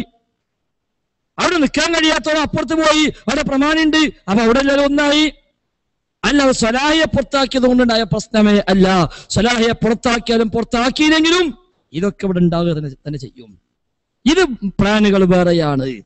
ഈ ഇപ്പൊ തിരിച്ചറിയിക്കുക സ്വലാഹിഞ്ഞൊക്കെ മാപ്പ് പറഞ്ഞു വിചാരിക്കാം, എല്ലാം ഏറ്റുപറഞ്ഞ ഒക്കെ മാപ്പ് പറഞ്ഞു, എന്നാ പ്രശ്നം തീരുമോ? ഇല്ല, പ്രശ്നം തീരില്ല. പ്രശ്നം വേറെയാണ്. അതിന് തൽക്കാലം കരുവാക്കി സ്വലാഹി ഉപയോഗപ്പെടുത്തിയെന്ന് മാത്രം. അപ്പൊ സ്വലാഹിയാണ് മാറ്റി നിർത്തിയാൽ തീരുന്ന അവർ വിചാരിച്ചത്. അപ്പോഴാണ് പിടിച്ചിനേക്കാളും വലുത് മാളത്തിലുണ്ട് എന്ന് മനസ്സിലായത്. പിന്നെ പുകട്ട് കുടുങ്ങാന്നല്ലാതെ ഇത് പുറത്താക്കാൻ കഴിയുന്നില്ല. അങ്ങനെയാണ് പിന്നെ അവസാനം 20 പണ്ഡിതന്മാർക്കെതിരെ വിലക്ക് എന്ന് പറഞ്ഞിട്ട് സാക്ഷാ ഹുസൈൻ സലഫി അടക്കം 10,000 തൗഹീദി സന്ദേശം എത്തിച്ച ഹുസൈൻ സലഫി അടക്കം ഒരു ഖുറാഫിക്ക് പോലും ഹുസൈൻ സലഫിയുടെ സ്വാധീനം ഉണ്ടായിട്ടുണ്ടാവും. നമ്മുടെ കേരളത്തിലെ ഓരോ ഖുറാഫികൾക്കും ആ സലഫി ദീൻ പറയാൻ പാടില്ല എന്ന തീരുമാനം. ക്ഷേത്രങ്ങളിൽ പോലും ചെന്നിട്ട് തൗഹീദ് പ്രഖ്യാപിച്ച മുജാഹിദ് ബാലുശ്ശേരി അദ്ദേഹം ദീന് പറയാൻ പാടില്ല എന്ന പ്രഖ്യാപനം. ഇപ്പൊ കഴിഞ്ഞ എക്സിക്യൂട്ടീവില് 75 ആൾക്കെതിരെ നടപടിയെടുത്തു എന്നാ കേട്ടത്. 75 ആൾക്ക്. അപ്പൊ പിന്നെ ചർച്ച നമ്മളിങ്ങനെ ഓരോ പ്രാവശ്യവും എക്സിക്യൂട്ടീവ് കൗൺസിലൊക്കെ കൂടിയിട്ട് ഇങ്ങനെ നടപടിക്കാൻ എന്ത് വലിയ ഇടങ്ങാറാണല്ലോ, ഇതിന് പരിഹാരം വേണ്ടേതാ. എന്നാ പരിഹാരം വേണം. എന്താ പരിഹാരം? പുറത്താക്കാനുള്ള അധികാരം സെക്രട്ടേറിയറ്റിന് കൊടുക്കുക എന്നാ. പിന്നെ മറ്റവും കൂടാൻ നിൽക്കണ്ടല്ലോ. സെക്രട്ടേറിയറ്റ് കൂടിയിട്ട് ഒരു കാലത്തേക്ക് പുറത്താക്കിക്കോട്ടെ. അപ്പൊ സെക്രട്ടേറിയറ്റ് എല്ലാ ആഴ്ചയും സ്വാഭാവിക മീറ്റിംഗ് ഉണ്ടാവും. അപ്പൊ അന്നിങ്ങനെ പുറത്താക്കാം. പിന്നെ അടുത്ത തീരുമാനം സെക്രട്ടേറിയറ്റിന് ഇപ്പൊ വേറെന്താ ചർച്ച ചെയ്യാണ്ടാവും. അതുകൊണ്ട് ശാഖക്കും മണ്ഡലത്തിനും ഒക്കെ പുറത്താക്കുക, എല്ലാവർക്കും അധികാരം കൊടുക്കുക, ഒരു പ്രൂഫ് ഇങ്ങോട്ട് അയച്ചാൽ മതിന. ഇന്ന കാലം കൊണ്ട് പിന്നെ പുറത്താക്കി, അത് മണ്ഡലം കമ്മിറ്റി കത്ത് അങ്ങോട്ട് അയച്ചാൽ മതി. അതവിടെ ഫയലിൽ വെച്ചാൽ അത് അംഗീകരിച്ചൂതാ. സാധാരണഗതിയിൽ കേരളം ഭരണഘടന പ്രകാരം ഒരു ശാഖയിലെ മെമ്പറെ പുറത്താക്കാൻ സംസ്ഥാന കമ്മിറ്റിക്ക് വകുപ്പുള്ളൂ. ഒരു മെമ്പറെ പുറത്താക്കണമെങ്കിൽ അയാൾക്കെതിരെ പ്രസ്ഥാനത്തിന്റെ പ്രഖ്യാപിത നയങ്ങൾക്കെതിരായ പ്രവർത്തനങ്ങൾ ഉണ്ട് എന്ന് പരാതി വരണം. ആ പരാതിയെക്കുറിച്ച് അയാൾക്ക് കത്തയക്കണം. താങ്കളെ കുറിച്ച് ഇങ്ങനെ പരാതിയുണ്ട്, അതുകൊണ്ട് താങ്കളുടെ വിശദീകരണം ഇത്ര ദിവസത്തിനകം നൽകണം. ആ വിശദീകരണവുമായി അയാൾ വരണം. ആ വിശദീകരണം പഠിക്കാനായി ഒരു അന്വേഷണ സമിതി നിശ്ചയിക്കണം. ആ സമിതിക്ക് മുമ്പാകെ ഇയാൾ ഹാജരാകണം. എന്ന് ഇയാൾക്ക് പറയാനുള്ള കേൾക്കണം. അത് തൃപ്തികരമല്ലാതിരിക്കണം. എന്നിട്ട് അന്വേഷണ കമ്മീഷൻ ആ റിപ്പോർട്ട് സംസ്ഥാന സമിതിക്ക് സമർപ്പിക്കണം. അവിടെ എക്സിക്യൂട്ടീവ് കൂടണം. ആ എക്സിക്യൂട്ടീവിൽ ഇതെല്ലാം ചർച്ചയാകണം. എന്നിട്ട് തീരുമാനം വരണം ഇയാളെ പുറത്താക്കാൻ. ആ തീരുമാനം ജില്ലാ മണ്ഡലം വഴി ശാഖയിലേക്ക് എത്തണം. ഇതാണ് നടപടിക്രമം. ഇങ്ങനെ പുറത്താക്കാൻ നിന്നിട്ടുണ്ടെങ്കിൽ ഈ നൂറ്റാണ്ടിന് പുറത്താക്കാൻ കഴിയൂല. ഇതൊന്നും പാലിക്കാതെ അങ്ങനെ പുറത്താക്കണത്. ചിലരെ പുറത്താക്കി എന്നറിയും, ചിലരെ പുറത്താക്കിയിട്ടില്ല മരവിപ്പിച്ചു എന്നറിയും, ചിലരെ മരിപ്പിച്ചു എന്നറിയും. ഏതായാലും അങ്ങനെ മരവിപ്പിച്ചാൽ മരിച്ചു കിടക്കാൻ തയ്യാറല്ല എന്ന് നമ്മളൊക്കെ തീരുമാനിച്ചു. ദഅവത്ത് KNM ഏൽപ്പിച്ച ബാധ്യതയല്ല, അള്ളാഹ് ഏൽപ്പിച്ച ബാധ്യതയാണ്. KNM എന്ന സംവിധാനം ലോകത്ത് ഇല്ലെങ്കിൽ പോലും ദഅവത്ത് നമ്മുടെ ബാധ്യതയാണ്. അമാനി മൗലവി ഖുർആൻ പരിഭാഷ ഇറക്കിയിട്ടില്ലെങ്കിലും ഖുർആൻ പഠിക്കൽ നമ്മുടെ കടമയാണ്. ഇവിടെ ഒരു സംവിധാനവും ഇല്ലെങ്കിലും ഓരോരുത്തരുടെയും ബാധ്യതയാണ് ദഅവത്ത്. ആ ദഅവത്ത് നടത്താൻ KNM കിട്ടോ അത് ഉപയോഗപ്പെടുത്താം. അത് നമുക്ക് ഉപയോഗിക്കാൻ കഴിയില്ലേ എങ്കിൽ ദഅവത്ത് നടക്കണം. സംവിധാനം ഒന്നല്ലെങ്കിൽ മറ്റൊന്നുണ്ടാകും. വസ്ത്രയിക്കേണ്ടത് കരുതിയിട്ട് നിർബന്ധമായും പോകേണ്ട സ്ഥലത്തേക്ക് പോകാൻ വെക്കൂലല്ലോ. ഒന്നുകിൽ കിട്ടുന്ന ബൈക്കുമ്പോൾ പോകും, ഇല്ലെങ്കിൽ സൈക്കിളിൽ പോകും, അതും ഇല്ലേ നടന്നു പോകും. എന്നാലും വേണ്ടില്ല, അങ്ങോട്ട് പോയേ പറ്റൂ. ലക്ഷ്യം സ്വർഗമാണ്. ആ സ്വർഗത്തിലേക്ക് എത്താനുള്ള മാർഗങ്ങളാണ് ദഅവത്ത്. ആ ദഅവത്തിന് ഏത് സംവിധാനമാണോ ഉപയോഗിക്കാൻ കഴിയുക ആ സംവിധാനങ്ങൾക്ക് ഉപയോഗപ്പെടുത്തുക. ഒരു സംവിധാനം മുടങ്ങിയതുകൊണ്ട് പോക്ക് വേണ്ടെന്ന് വെക്കാൻ പറ്റൂല, അത് മറ്റൊരു സംവിധാനം ഉപയോഗപ്പെടുത്തുന്നു. അതാണ് ഇതിലൂടെ എല്ലാം നടക്കുന്നത്. ഇല്ലെങ്കിൽ നമുക്ക് അവസാനിപ്പിക്കാം. എഴുതി കിട്ടിയ ഒരു ചോദ്യം, മുജാഹിദ് പ്രസ്ഥാനത്തിന്റെ പ്രവർത്തന ഫലമായി സമൂഹത്തിൽ നിന്ന് നീക്കം ചെയ്ത ജിന്ന് ബാധ, അടിച്ചിറക്കൽ, സിഹിർ, ഒഴിപ്പിക്കൽ തുടങ്ങിയ അന്ധവിശ്വാസങ്ങൾ റുഖിയ ഷറയ്യ എന്ന ഓമന പേരിട്ട് തിരിച്ചു കൊണ്ടുവരാൻ ശ്രമിക്കുകയും അതിന് കേരളത്തിൽ ക്ലിനിക്കുകൾ തുടങ്ങുകയും അതിലൂടെ കോടികൾ സമ്പാദിക്കുകയും ചെയ്തിട്ടുണ്ടെന്നറിയുന്നു. സക്കരിയ മൗലവിയാണ് ഇതിന്റെ നേതൃത്വം എന്നും ഞങ്ങളുടെ ഈ പ്രദേശത്ത് യാസിർ മദനിയാണ് ഇതിന്റെ ചുക്കാൻ പിടിക്കുന്നതെന്നും അറിയാൻ സാധിച്ചു. ഇതിന്റെ സത്യാവസ്ഥ എന്താണെന്ന് അറിയിക്കണം. പേരെഴുതിയിട്ടില്ല. അത് പേര് എഴുതൂല. ഈ ചോദ്യം കൊടുക്കുന്നവൻ പേര് എഴുതൂല. കാരണം പേര് എഴുതിയ യാസിർ മദനി വേണ്ടി നാട്ടുകാരിലാണ്, സ്വാഭാവികം പിറ്റേന്ന് അവനെ വീട്ടിൽ ചെല്ലും. എന്താ ചങ്ങ എന്നെ പറ്റി എഴുതി കൊടുത്ത് ഇങ്ങനെ, അതൊക്കെ എന്നോട് ചോദിച്ചാൽ പോലെ. ഞാൻ പരപ്പനങ്ങാടിയില് ഒരു വീട്ടിൽ ചെന്നപ്പോ അവർ എന്നോട് പറഞ്ഞു ജിന്നിനെ അടിച്ചിറക്കാന്നുള്ള വാദം ഇപ്പൊ ചിലർക്കൊക്കെ ഉണ്ട്. ഞാൻ പറഞ്ഞു അങ്ങനെ അടുക്കില്ലല്ലോ. അല്ല, യാസിർ മദനിക്കുണ്ട് എന്ന് സിദ്ദീഖ് അൻസാരി പറഞ്ഞിട്ടുണ്ട് പറഞ്ഞു. അപ്പൊ ഞാൻ പറഞ്ഞു ശരി യാസിറിനെ ഞാനിപ്പോ വിളിക്കാം, ഉണ്ടോ ഇല്ലയോ ചോദിക്കാം. ഉണ്ടെങ്കിൽ ഞാൻ പറഞ്ഞിടത്തോളം യാസിറിനോട് യാസിർ അത് ചെയ്യാൻ പാടില്ല, അത് ശരിയല്ല, അത് പ്രമാണങ്ങളിൽ സ്ഥിരപ്പെട്ടിട്ടില്ല എന്ന് ഞാൻ പറഞ്ഞു കൊടുക്കാം. ഞാൻ വിളിക്കട്ടെ ചോദിച്ചു. നിങ്ങളിപ്പോ വിളിക്കണ്ടാറിന്. അല്ല ഞാൻ വിളിക്കാം, വേണ്ട ഞങ്ങൾ കുടുംബക്കാരാണ് അതുകൊണ്ട് നിങ്ങൾ വിളിക്കണ്ടാറിന്. എന്താ ഇപ്പൊ കുടുംബം കരുതിയിട്ട് ഞാൻ വിളിച്ചു. പക്ഷെ അദ്ദേഹത്തെ അപ്പ കിട്ടിയില്ല. പിന്നെ അദ്ദേഹം തിരിച്ചു വിളിച്ചപ്പോ ഞാൻ നിങ്ങളെ പറ്റി നിങ്ങൾ ആരോപണമാണ് പറഞ്ഞു, അതുകൊണ്ട് വിളിച്ചതാണ്. അപ്പൊ യാസിർ എന്നോട് പറഞ്ഞു അത് സിദ്ദീഖ് അൻസാരി പ്രചരിപ്പിക്കുന്നുണ്ട്, അദ്ദേഹത്തിന് കിട്ടിയില്ലായിരിക്കുന്ന. അപ്പൊ രണ്ടൊത്തല്ലോ. മറ്റൊരു പറഞ്ഞ എന്താ സിദ്ദീഖ് അൻസാരി പറഞ്ഞു എന്നാ. യാസിർ പറഞ്ഞ് സിദ്ദീഖ് അൻസാരി പ്രചരിപ്പിക്കുന്നുണ്ട്. അപ്പൊ രണ്ടും ഒന്നാ മനസ്സിലായി. അത്തരം പ്രചാരണങ്ങൾ സക്കീറ സ്വലാഹി അടിച്ചിറക്കിയെന്നു, അതേപോലെ യാസിർ അടിച്ചിറക്കിയെന്നു, എന്തെല്ലാം ഏതെല്ലാം നേരത്തെ പറഞ്ഞല്ലോ എന്നെ പറ്റി പറഞ്ഞു നോക്കിയപ്പോ എന്ന പോലെ തന്നെ അതും അല്ലാതൊന്നുമില്ല. മുസ്ലിം സമുദായത്തിൽ നിന്ന് മുജാഹിദ് പ്രസ്ഥാനം തുടച്ചു നീക്കിയ ജിന്നുബാധ അത് ശരിയല്ല. മുജാഹിദ് പ്രസ്ഥാനം തുടച്ചു നീക്കിയാല് ജിന്നാൾ നീങ്ങിപ്പോകൂല. ജിന്നുബാധ എന്നുള്ളത് ഒരു മനുഷ്യനെ ശിർക്കിലേക്കും കുഫ്റും കൊണ്ടുപോകാൻ വേണ്ടി ഓരോ ചെയ്യുന്ന പണിയാ മനുഷ്യന്മാരെ ബാധിക്കുക എന്നുള്ളത്. അതുണ്ട് അള്ളാഹു റസൂലും പഠിപ്പിച്ചതാ. അത് നമ്മളൊക്കെ പാടെ കൂടിയിട്ട് ജിന്നാൾ തുടച്ചു നീക്കിയിട്ടുണ്ടെങ്കിൽ ഓര് പോകൂല. മറിച്ച് ജിന്നുബാധ രക്ഷപ്പെടാനുള്ള മാർഗം എന്ത്, അത് മുജാഹിദ് പ്രസ്ഥാനം പഠിപ്പിച്ചിട്ടുണ്ട്. അതിന്റെ മറവിൽ ഒരുപാട് അന്ധവിശ്വാസ സമൂഹത്തിലുണ്ടായിരുന്നു. ആ അന്ധവിശ്വാസങ്ങൾ ഇല്ലായ്മ ചെയ്യാൻ ശ്രമിച്ചിട്ടുണ്ട്, ഒരു പരിധി വരെ വിജയിച്ചിട്ടുമുണ്ട്. സിദ്ധന്മാരും തങ്ങന്മാരും ബീവിമാരും ഖോജന്മാരും ശൈഖന്മാരും കണക്കന്മാരും പണിക്കന്മാരുമാകുന്ന പിശാചിന്റെ ഏജന്റുമാർ പൈശാചിക പ്രവൃത്തിയിലൂടെ ജിന്നിന്റെയും സിഹറിന്റെയും പേര് പറഞ്ഞിട്ട് സമുദായത്തെ ദുരുപയോഗം ചെയ്യുന്ന രീതി ഉണ്ടായപ്പോൾ അത് ശരിയല്ല എന്ന് മുജാഹിദ് പ്രസ്ഥാനം പഠിപ്പിച്ചിട്ടുണ്ട്. അത് ഏകദേശം ആൾക്ക് ബോധ്യമായിട്ടുണ്ട്. ഈ ഇരിക്കുന്ന പല ആളുകളും ഒരു കാലത്ത് അത്തരം അന്ധവിശ്വാസം പിന്നെ പോയോല, പിന്നെ ബോധ്യപ്പെട്ട് മാറിപ്പോന്നോല. ഈ വിശദീകരണം എല്ലാം ഉണ്ടായിട്ട് ഇവർക്കാർക്കും തോന്നിയിട്ടില്ല എന്നാ പിന്നെ പഴയ കാലത്ത് നമ്മൾ പോയി നിന്ന തങ്ങളടുത്തേക്ക് ഇനിയും പോകാം എന്ന് തോന്നിയിട്ടില്ല. ഇപ്പൊ ഒന്നും കൂടി ഉറപ്പായി. അന്ന് തങ്ങളടുത്ത് പോകാൻ പാടില്ല കേട്ടപ്പോൾ പോന്നു. ഇപ്പൊ മനസ്സിലായി ആ തങ്ങൾ ശൈത്താന്റെ ഏജന്റാ, അപ്പൊ ഏതായാലും പോകാൻ പാടില്ല മനസ്സിലായി. തങ്ങളടുത്ത് പോയി രോഗം സുഖമായി എന്ന് പലരും പറയുന്നു, അവിടെ പോയിട്ട് മെച്ചമുണ്ടായി എന്ന് പറയുന്നു. നമ്മൾ ഒരു കാലത്ത് പറയാം അങ്ങനെ ഉണ്ടാവില്ല, രോഗം സുഖാവൂല, മറ്റൊരു സുഖമായി എന്റെ അനുഭവമാണ്, പിന്നെ ആവൂലാണ്ട് കാര്യമില്ല. പക്ഷെ ഇപ്പൊ മനസ്സിലായി അത് പൈശാചികമാണ്, ആ തങ്ങൾ ശൈത്താന്റെ ഏജന്റാണ്. അതുകൊണ്ട് നേരത്തെ പറഞ്ഞ ഇസ്തിംതാന്റെ ഭാഗമായിരിക്കാം അത്. അതുകൊണ്ട് സുഖം ആയാലും വേണ്ടില്ല ആയില്ലെങ്കിലും വേണ്ടില്ല, ആ വഴിക്ക് നമ്മളില്ല എന്ന് നമുക്ക് ഉറപ്പിക്കാൻ കഴിഞ്ഞപ്പോ ഒന്നും കൂടെ ഉറപ്പായി അങ്ങോട്ട് പോകാൻ പാടില്ല. ആ അന്ധവിശ്വാസത്തിലേക്ക് പോവുകയല്ല ചെയ്തത്. ഇത് അന്ധവിശ്വാസമാണെന്ന് ഇപ്പൊ കൃത്യമായി കാര്യകാര സഹിതം ബോധ്യപ്പെട്ടു. പണ്ട് ഇതൊക്കെ അന്ധവിശ്വാസമാണെന്ന് നമ്മൾ കേസറ്റിൽ കേട്ട് ബോധ്യപ്പെട്ടു എന്നല്ലാതെ ഇപ്പൊ എന്തുകൊണ്ട് അന്ധവിശ്വാസം, പിന്നെയും എന്താ അവിടെ പോയിട്ട് മെച്ചുണ്ടാവുന്നത് എന്നും കൂടി ഇപ്പൊ പറഞ്ഞു. അപ്പൊ എന്തായാലും പോകാൻ പറ്റൂല എന്ന് നമുക്ക് ഉറപ്പായി. അപ്പൊ അന്ധവിശ്വാസം തുടച്ചു നീക്കുന്നതെല്ലാം ഉണ്ടോ അത് ഇന്നും അവിടെ തന്നെയാണ്. അതൊരിക്കലും തിരിച്ചു കൊണ്ടുവരാൻ നമ്മളൊക്കെ ഉള്ള കാലത്തോളം ഇൻഷാ അല്ലാഹ് സമ്മതിക്കില്ല. പക്ഷെ അതിന്റെ മറവിൽ ഉള്ള വിശ്വാസം നിഷേധിക്കാനോട്ട് പറ്റൂല. ജിന്നുബാധ ഇല്ല എന്ന് പറയുന്ന മനുഷ്യന്മാർ, സിഹിർ ബാധിക്കില്ലെന്ന് പറയുന്നവർ, കണ്ണാറില്ലെന്ന് പറയുന്നവർ, അത് ഖുർആനെതിരാണ്, ഹദീസിനെതിരാണ്. അതിന്റെ മറവിൽ അന്ധവിശ്വാസം പ്രചരിപ്പിച്ചുകൂടാ. അത് അള്ളാഹു മുസ്ലിം പഠിപ്പിച്ച പ്രതിവിധിയുണ്ട്, അതേ നമ്മൾ സ്വീകരിക്കാവൂ. അല്ല റുഖിയ ശറയ്യ എന്നുള്ളത് ഒരു പുതിയ സാധനമൊന്നുമല്ല. ഇപ്പൊ ഈ ഫെബ്രുവരി 15 അടങ്ങിയ ശബാബിൽ കാണാം ഒരു പരാമർശം. 2011 റുഖിയ ശറയ്യ എന്ന അപൂർവ വസ്തുവിനെ ആകാശത്ത് നിന്ന് നൂലിൽ കെട്ടിയിറക്കീന.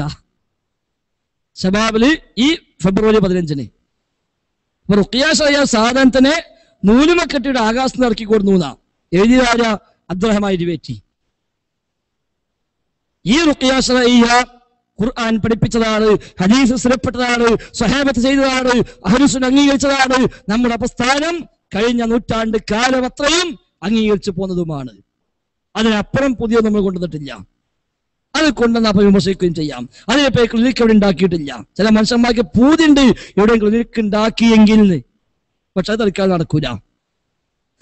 നടക്കൂല. ഇനി ക്ലിനിക്ക് ഉണ്ടാക്കുകയാണെങ്കിൽ ഉണ്ടാക്കാൻ സാധ്യത ഒന്നുകിൽ അനസ് മുസ്ലിയാർ ഉണ്ടാക്കി കൂടായില്ല. കാരണം മൂപ്പർക്ക് അങ്ങനെയൊക്കെ കുഴപ്പമില്ല എന്നുള്ള വാദമുണ്ട്. ജിന്നുമായി സംസാരിക്കാൻ പ്രശ്നമില്ല എന്നൊക്കെയുള്ള വാദം മൂപ്പർക്കുണ്ട്. നമ്മൾ പോലെ അനസ് അതും പാടില്ല. അനസ് മുസ്ലിയാർ പോലെ ജിന്ന് സുഹൃത്തുണ്ടെങ്കിൽ ആ സുഹൃത്തിനോട് എന്താ സുഹൃത്തെ സുഖല്ലേ എന്നൊക്കെ ചോദിച്ചാൽ ഒരു കുഴപ്പമില്ലാണ്. നമ്മളിപ്പോ അനസ് അതും കുഴപ്പമാണ്. കാരണം ശിർക്കിലേക്കുള്ള വസീലയാണ്. അത് ഇന്നല്ലെങ്കിൽ നാളെ ശിർക്കിൽ കൊണ്ടുപോയി ചാടിക്കും. അതുകൊണ്ട് ജിന്ന് സുഹൃത്തുണ്ടാകാനേ പാടില്ല, ഓനെ കൂടെ നടക്കാനേ പാടില്ല, വിശേഷം ചോദിക്കാനേ പാടില്ല. അങ്ങനെ ജിന്ന് സുഹൃത്താകാൻ ഇങ്ങോട്ട് വരികയാണെങ്കിൽ അഊദു ബില്ലാഹി മിനശ് ശൈത്വാനിർ റജീം എന്ന് പറഞ്ഞ് രക്ഷപ്പെട്ടു പോകാൻ വേണ്ടത്. അനസ് മുസ്ലിയാർ പറഞ്ഞതോ അല്ല, സുഹൃത്തുണ്ടെങ്കിൽ ഒപ്പം നടക്കുമ്പോൾ സുഖല്ലേ എന്നൊക്കെ ചോദിക്കാം. ആ ചോദ്യം ശിർക്കിലേക്കുള്ള വസീലയാണ്, ആ ചിന്ത ശിർക്കിലേക്കുള്ള വസീലയാണ് എന്ന് നമ്മൾ അന്ന് പറഞ്ഞ പോലെ മനസ്സിലായില്ല. ഇപ്പൊ ഇവിടെത്തി ഇപ്പൊ അനസ് മുസ്ലിയാർ എന്താ പറഞ്ഞത്? ജിന്നുകൾ വേച്ചമാരി മോശക്കാരൊന്നല്ല, ജിന്ന് അഭൗതികമാണ്, അഭൗതികമായി സഹായിക്കും എന്ന് പറഞ്ഞ അള്ളാഹുവിന്റെ നിലവാരത്തിലേക്ക് ജിന്നിനെ കൊണ്ടുപോയി അവരോധിച്ചു. അതന്നെ ശിർക്ക്. ഈ ശിർക്കിക്ക് എത്തുന്നവര് അത് അവസ്യത്തു ശിർക്ക്. ആ ചിന്ത ഈ ശിർക്കിലേക്ക് എത്തിക്കും. അതിപ്പോ എത്തി. അനസ് മുസ്ലിയാർ ഇട്ടുകൊണ്ട് കേട്ടോളി. അന്ന് പറഞ്ഞ ആ ഒരു വിശദീകരണം ജിന്ന് അതുപോലെ വിജനപ്രദേശത്ത് ഉണ്ടായേക്കാനിടയുള്ള ജിന്നുകളും മലക്കുകളും ഉൾപ്പെടെയുള്ള സൃഷ്ടികളോട് അവർക്ക് കഴിവ് നൽകപ്പെട്ട വിഷയത്തിൽ സഹായം ആവശ്യപ്പെട്ടാൽ അതും പ്രാർത്ഥനയാണെന്ന് പറയാവുന്നതല്ല. അപ്പൊ ജിന്നുകൾക്ക് കഴിവ് നൽകപ്പെട്ട വിഷയത്തിൽ ഏതെങ്കിലും ഒരാൾ സഹായം ചോദിച്ചാൽ അതിനെയും പ്രാർത്ഥനയാണ് എന്ന് പറയാൻ കഴിയില്ല. ഒരു ഉദാഹരണം പറഞ്ഞുതരാം. ഇപ്പൊ ഒരു ജിന്ന് ഇവിടെ വരികയാണ്. ആ ജിന്നിനെ സംബന്ധിച്ചിടത്തോളം ഏതെങ്കിലും ഒരു രൂപത്തിൽ ഇവിടെ വന്നു, എനിക്ക് അയാളെ കാണാം. അയാളെ സംബന്ധിച്ചിടത്തോളം അയാളെ ഞാനോട് സംസാരിക്കണം. എന്താ ജിന്ന സുഖമാണോ, എവിടുന്നാ വരുന്നത്, എങ്ങനെയുണ്ട് എന്ന് അയാളോട് സംസാരിച്ചാൽ അത് അഭൗതികമല്ല. അയാളെ സംബന്ധിച്ചിടത്തോളം അങ്ങനെ ചോദിച്ചതുകൊണ്ട് ശിർക്കാവുകയുമില്ല. അപ്പൊ കണ്ടോ, ജിന്ന് സുഹൃത്തുണ്ടാവുകയും സുഹൃത്തിനെ കൂടെ നടക്കുകയും ചെയ്ത് എന്താ സുഹൃത്തെ വിശേഷം സുഖല്ലേ എന്നൊക്കെ ചോദിച്ചാൽ അഭൗതികമല്ല, അത് ശിർക്കാവുകയുമില്ല. അത് പറഞ്ഞാൽ പോരാ, പക്ഷെ ശിർക്കിലേക്കുള്ള വസീലയാകും. അത് ശിർക്കാവില്ല, പക്ഷെ ശിർക്കിലേക്കുള്ള വസീലയാകും. അത് ആകുമെന്ന് അനസ് മുസ്ലിയാർ എന്ന ആളിലൂടെ തന്നെ നമുക്ക് ബോധ്യമായി. ആദ്യം ഇത് പ്രസംഗിച്ചു, നമ്മളൊക്കെ മനസ്സിലാക്കിയത് ശിർക്കിലേക്കുള്ള വസീലയാണ്. ഇപ്പൊ എന്തായി? മൂപ്പര് പറഞ്ഞു ജിന്ന അഭൗതികമാണ്. വിചിന്തനത്തിലേഴി ജിന്നിന്റെ സഹായം അഭൗതികമാണ്. ഫെബ്രുവരി 22 വിചിന്തനത്തിൽ കാണാം ജിന്നുകളെ സഹായം അഭൗതികമാണ്. ജിന്ന അഭൗതികം എന്നല്ല, ജിന്നിന്റെ സഹായം അഭൗതികമാണ്. അവിടേക്ക് എത്തി. അതാണ് ശിർക്ക്. ആ ശിർക്കിൽ പോയി ചാടി. അപ്പൊ മൂപ്പർക്കാണ് ആ ബന്ധമുള്ളത്. ജിന്നെ ഇറക്കി പരിചയം അനസ് മുസ്ലിയാർക്ക് തന്നെ. ജിന്നെ ഇറക്കിയിട്ട് ഹാജരായ ജിന്നിനോട് എല്ലാ വർത്താനവും പറഞ്ഞിട്ട് ആ ഹാജരായ ജിന്നിന് ആരാ, ഗോപാലാണോ സുമതിയാണോ എന്നൊക്കെയുള്ള എല്ലാ ചോദ്യം ചോദിച്ച് പരിചയമുള്ള അനസ് മുസ്ലിയാർക്കാണ്. സാക്ഷാൽ അബ്ദുറഹ്മാൻ സലഫിയെയും എം.എം. മദനിയെയും സാക്ഷിയാക്കിക്കൊണ്ട് അനസ് മുസ്ലിയാർ ജിന്നുമായി ബന്ധപ്പെട്ട ആ സംസാരത്തിന്റെ ശൈലി വിശദീകരിക്കുന്നുണ്ട്. അതും കൂടെ നിങ്ങളത് കേൾക്കുക. ഒരാൾക്ക് ജിന്നു ബാധിച്ചിരിക്കുന്നു. ആ ജിന്നു ബാധിച്ച ആളെ ഓതുകയാണ്, അല്ലെങ്കിൽ അയാൾക്ക് ഓതിക്കൊടുക്കുകയാണ്. വിശുദ്ധ ഖുർആന്റെ ആയത്തുകൾ ഓതിക്കൊടുക്കുകയാണ്, അല്ലെങ്കിൽ ഹദീസ് കൊണ്ട് ഓതിക്കൊടുക്കുക, അല്ലെങ്കിൽ ഹദീസിൽ വന്ന വാരിതായിട്ടുള്ള വാചകങ്ങൾ കൊണ്ട് പറഞ്ഞ് അദ്ദേഹത്തെ മന്ത്രിക്കുകയാണ്. തെറ്റല്ല. എന്നാൽ അതിനപ്പുറത്ത് ഇയാളിൽ ജിന്ന് ഹാജരാകുമ്പോൾ ഈ മന്ത്രിക്കുന്നയാൾ അയാളോട് സംസാരിക്കാൻ തുടങ്ങും. എവിടുന്നാ വന്നത്, ആരാണ് നിങ്ങൾ? അത് ഗോപാലനാണ്. എവിടെയാ താമസം? അത് കട്ടുപ്പാറ കലിങ്ങിനടിയിലാണ്. എന്താ സംഭവിച്ചത്? അത് ഞാൻ പണ്ട് വണ്ടി ആക്സിഡന്റിൽ പെട്ട് മരിച്ച ആളാണ്. അപ്പൊ വസുമതി എന്ന് പറഞ്ഞിട്ട് കെട്ടിത്തൂങ്ങിയ വേറെ ഒരുത്തി ഉണ്ടായിരുന്നല്ലോ, അവളിപ്പോ എവിടെയാണ്? അപ്പൊ ഈ മന്ത്രിക്കണാക്ക് വേറൊരു ജിന്നിനെ ഇളക്കിയപ്പോ അവിടുന്ന് കിട്ടിയതാണ് ഈ വസുമതി. അപ്പൊ ഇറക്കി വിട്ടിട്ടുണ്ട്. വസുമതി ഇപ്പോൾ എവിടെയാണ്? വസുമതി കട്ടുപ്പാറ കലിങ്ങിന്റെ അങ്ങേയറ്റത്ത് ഇപ്പോൾ താമസിക്കുന്നുണ്ട്. ഇപ്പോൾ അവൾ ഏതെങ്കിലും ശരീരത്തിലുണ്ടോ, അല്ലെങ്കിൽ ആരുടെയെങ്കിലും ശരീരത്തിൽ വസുമതി ഉണ്ടോ? അവൻ പറയാ അല്ല വസുമതി ഇപ്പോ ആരുടെ ശരീരത്തിൽ ഉണ്ട് എന്ന് പറയാൻ കഴിയില്ല, അവളിപ്പോ അലഞ്ഞു കിടക്കണ അനാഥപ്രേതാണ്, ഒരു കൂടാരം കിട്ടിയിട്ടില്ല. ഇത് ഞാൻ ഉദാഹരണം, ഇത് സംസാരിക്കുകയാണ്. ആരോടാണ്? ഈ ജിന്നിനോട്, അല്ലെങ്കിൽ ഒരാൾ ശരീരത്തിലുണ്ട് എന്ന് പറയുന്ന ജിന്നിനോട് ഇയാൾ സംസാരിക്കുകയാണ്. ഇത് ഒരിക്കലും റുഖിയല്ല, ഇസ്ലാമികമല്ല, ഇത് വഴികേടാണ്, ഇത് റുഖിയ. അപ്പൊ ഇത് റുഖിയല്ല. അപ്പൊ അനസ്മുസ്ലിക്ക് രണ്ടും പരിചയമുണ്ട്. റുഖിയ ശർഈയും പരിചയമുണ്ട്, റുഖിയ ശിർക്കിയെയും പരിചയമുണ്ട് എന്നർത്ഥം. ഗോപാലിനെയും ബസുമതിയെയും എല്ലാം ഇറക്കി വിട്ട് വർത്തമാനമൊക്കെ പറഞ്ഞ് എല്ലാം ചോദിച്ചറിഞ്ഞ പരിചയമുണ്ട്. ഇത് പ്രസംഗിക്കുമ്പോ അബ്ദുറഹ്മാൻ സലഫി ആ വേദിയിലുണ്ട്, നമ്മൾ കണ്ടു. എം.എം. മദനി വേദിയിലുണ്ട്, നമ്മൾ കണ്ടു. അപ്പൊ ആ വക ശൈലി പോയിക്കാ പരിചയം. പിന്നെ അടിച്ചറക്കൽ കുറച്ചും കൂടി പരിചയമുള്ള ഹംസ വാക്കവിക്കാണ്. മൂപ്പരങ്ങനെ അടുത്ത മാസങ്ങൾക്ക് മുമ്പ് ഒന്ന് അടിച്ചിറക്കിയിട്ടുണ്ട് എന്ന് വിശ്വാസയോഗ്യമായി കിട്ടിയിട്ടുണ്ട്. അപ്പൊ ഉണ്ടെങ്കിൽ അങ്ങനെ ചെയ്യാൻ പാടില്ല. അടിച്ചിറക്കൽ ഹദീസിനോട് സ്ഥിരപ്പെട്ട കാര്യമല്ല, അത് ന്യായമല്ല. അപ്പൊ ഈ വക ശിർക്കൻ റുഖിയകളുമായി സിഹറുമായി ഒക്കെ ഇടപെട്ട് പരിചയമുള്ളത് പോലിക്ക. അപ്പൊ ആ ക്ലിനിക്ക് ഉണ്ടാക്കുകയാണെങ്കിൽ മൂപ്പരൊക്കെ ഉണ്ടാക്കാൻ സാധ്യത. നമ്മളെന്തായാലും ആ വഴിക്ക് പോണില്ല, അത് ഉണ്ടാക്കാൻ ആലോചിക്കുന്നില്ല. പക്ഷെ റുഖിയയുണ്ട്, അതില്ല എന്ന് ശരിയല്ല. സിഹറുണ്ട്, കണ്ണൂറുണ്ട്, ജിന്നുബാധയുണ്ട്, ഇതെല്ലാം പ്രമാണം കൊണ്ട് സ്ഥിരപ്പെട്ടു, അത് ശരിയല്ല എന്ന മടവൂരി ചിന്ത ഇവിടെ പ്രചരിപ്പിക്കാനുള്ള ചില മടവൂരികളുടെ ഉള്ളിലൂടെയുള്ള പരിശ്രമങ്ങൾ അത് അനുവദിക്കില്ല എന്ന് മാത്രമേ നമ്മൾ പറഞ്ഞിട്ടുള്ളൂ. അല്ലാതെ ഇതിന്റെ പേരിൽ എല്ലാ അന്ധവിശ്വാസവും തിരിച്ചുകൊണ്ടുവരാനല്ല എന്ന് നമ്മൾ മനസ്സിലാക്കുക. ഇനി വല്ല ഉണ്ടാ? സ്ത്രീകളുടെ ഭാഗത്തു നിന്ന് ഒരു ചോദ്യം കിട്ടിയിട്ടുണ്ട്, എഴുതി കിട്ടിയതാണ്. താങ്കളുടെ കോഴിച്ചന സംവാദത്തിൽ നാസർ സുല്ലമി സൂചിപ്പിച്ചു, സിറാജ് ബാലുശ്ശേരിയുടെ പ്രസംഗത്തിൽ മുൻഗാമികൾ ഇത് കൊണ്ട് അമൽ ചെയ്തത് ഇബാദത്ത് എന്ന നിലക്കാണ്. ഇതിൽ വസ്തുതയുണ്ടോ? ഉണ്ടെങ്കിൽ എപ്പോൾ അതിൽ പ്രാർത്ഥന വരില്ലേ? അതായത് കോഴിച്ചന സംവാദത്തിൽ പറഞ്ഞു, ഇപ്പോൾ ചില സ്ഥലത്തൊക്കെ പറയുന്നു യാ ഇബാദല്ലാ എന്ന ഹദീസിൽ ദുആ ഇല്ല, അഭൗതിക വിളി ഇല്ല എന്നാണല്ലോ നമ്മൾ പറയുന്നത്. എന്നാൽ ഇത് മുൻഗാമികൾ ചിലർ ചെയ്തു, അവർ ഹദീസ് സ്വഹീഹാണെന്ന് ചെയ്തതാണ്, അപ്പോൾ അത് ഇബാദത്തിന്റെ ഭാഗമാണ് എന്ന് പറയുകയും ചെയ്യുന്നു. ഇബാദത്താണെങ്കിലോ ഇബാദത്തിൽ ദുആ ഉണ്ടാകുമല്ലോ, അദ്ദുആ ഹുവൽ ഇബാദ എന്ന ഹദീസ് വെച്ചിട്ട് നമ്മളൊക്കെ പണ്ടേ പറഞ്ഞാണ് ഏത് ഇബാദത്തും ദുആയുണ്ട്, ഇബാദത്തെല്ലാം ദുആ ഉൾക്കൊള്ളുന്നതാണ്. അപ്പൊ എങ്ങനെ ദുആ ഇല്ല എന്ന് പറയാന്ന? ഇതിൽ ദുആ ഇല്ല എന്ന് ഇവിടെ പറയുന്നു, അവർ ഇബാദത്തായി ചെയ്തു, അപ്പോൾ ഇബാദത്താണ് ദുആ ഉണ്ടാവണ്ടേ എന്ന്. അതാണ് നാസർ സുല്ലമി ചോദിച്ചത്, അതാണ് എല്ലാ സ്ഥലത്തും പറയുന്നതും. ഇതിൽ ദുആ ഇല്ല, അഭൗതികത ഇല്ല എന്ന് പറഞ്ഞത് ആരെയാണോ വിളിക്കുന്നത് അവരോടുള്ള ദുആ ഇല്ല എന്നാ. യാ ഇബാദല്ലാ എന്ന ഇബാദുള്ളയോട് ഉള്ള വിളി, ആ വിളി ഈ ഇബാദുള്ളയോടുള്ള ദുആ അല്ല, അവരോടുള്ള അഭൗതിക തേട്ടമല്ല, അതാണ് ദുആ ഇല്ല എന്ന് പറഞ്ഞത്. എന്നാൽ ഇബാദത്താണെങ്കിൽ ദുആ ഉണ്ടാവണം. ഇബാദത്താണെങ്കിൽ അല്ലാഹു റസൂൽ പഠിപ്പിച്ച സ്വഹീഹ് ഹദീസ് പ്രകാരമേ ചെയ്യാവൂ. അപ്പൊ ഹദീസ് സ്വഹീഹാണെന്ന് സ്ഥിരപ്പെട്ട ഒരാളെ സംബന്ധിച്ച് നബി തങ്ങൾ പഠിപ്പിച്ച ഒരു യാത്രാ മര്യാദ എന്ന നിലയ്ക്ക് അയാൾ ചെയ്യുന്നത്, അപ്പോൾ അയാൾക്ക് അത് ഇബാദത്തിന്റെ ഭാഗം തന്നെയാണല്ലോ. അതിൽ ദുആ ഇല്ലേ? ഉണ്ട്. അത് ആരോട് ദുആ? റബ്ബിനോട്. സദഖ ചെയ്യുമ്പോൾ ദുആ ഉണ്ട്. ഒരാൾ സദഖ ചെയ്യാ, ഒരാൾക്ക് പണം കൊടുക്കുന്നു, നമ്മൾ പറയാ ഈ സദഖ ചെയ്തത് അയാളോടുള്ള ദുആ അല്ല, എല്ലാ സദഖ ആരാധനയാണ്. അപ്പൊ മറ്റും ചോദിക്കുക, സദഖ ഇബാദത്താണെങ്കിൽ ദുആ വേണ്ടേ? അപ്പൊ ഇത് ദുആ എന്ന് ചോദിച്ചാലോ? ദുആ ഉണ്ട്. ആ ദുആ ആരോടാ? റബ്ബിനോട്. റബ്ബേ ഇത് സ്വീകരിക്കണേ എന്ന, ഇത് പ്രതിഫലം നൽകണേ എന്ന ഒരു തേട്ടം ഇവന്റെ ഉള്ളിലുണ്ട്. അതുണ്ടായിട്ടാണല്ലോ ഓൻ സദഖ ചെയ്യുന്നത്. അത് റബ്ബിനോട് ദുആ, അത് ഏത് ഇബാദത്തിലുമുണ്ട്. അപ്പൊ യാ ഇബാദല്ലാ എന്നത് ഹദീസ് പ്രകാരം ഒരാൾ യാത്രക്കാരന്റെ നിക്കറായി, യാത്രക്കാരന്റെ ഒരു മര്യാദയായി നബി തങ്ങളെ പഠിപ്പിച്ചു എന്ന അർത്ഥത്തിൽ ചെയ്യുമ്പോൾ, അബ്ബേ നിന്റെ റസൂല് പഠിപ്പിച്ചൊരു മര്യാദ അത് ഞാൻ ചെയ്യുന്നു, അതിന് എനിക്കുള്ള പ്രതിഫലവും എനിക്കതുകൊണ്ട് നിന്റെ നബി തങ്ങൾ വാഗ്ദാനം ചെയ്ത ഇതുകൊണ്ടുള്ള പ്രയോജനമെല്ലാം ഉണ്ടാകണേ എന്ന തേട്ടം ഇയാളുടെ ഉള്ളിലുണ്ടാവും. അത് റബ്ബിനോടാണ്, അത് ഏത് വിഭാഗത്തിലുമുണ്ട്. എന്നാൽ ആ പദത്തിൽ യാ ഇബാദല്ലാ എന്നാണല്ലോ വിളി, അതുകൊണ്ട് ആ ഇബാദിനോടുള്ള ദുആ ഉണ്ടോ? ഇല്ല. അതാണ് ഇതിൽ ദുആ ഇല്ല എന്ന് പറഞ്ഞത്. അഭൗതികമായ തേട്ടം ഇതിലില്ല എന്ന് പറഞ്ഞത് ഈ അടിമകളോട് തേട്ടമില്ല. ഇബാദത്തായി പരിഗണിക്കുമ്പോൾ ഏത് ഇബാദത്തിലും റബ്ബിനോട് ഒരു ദുആ ഉണ്ട്. അത് സ്വതക്കയിലുണ്ട്.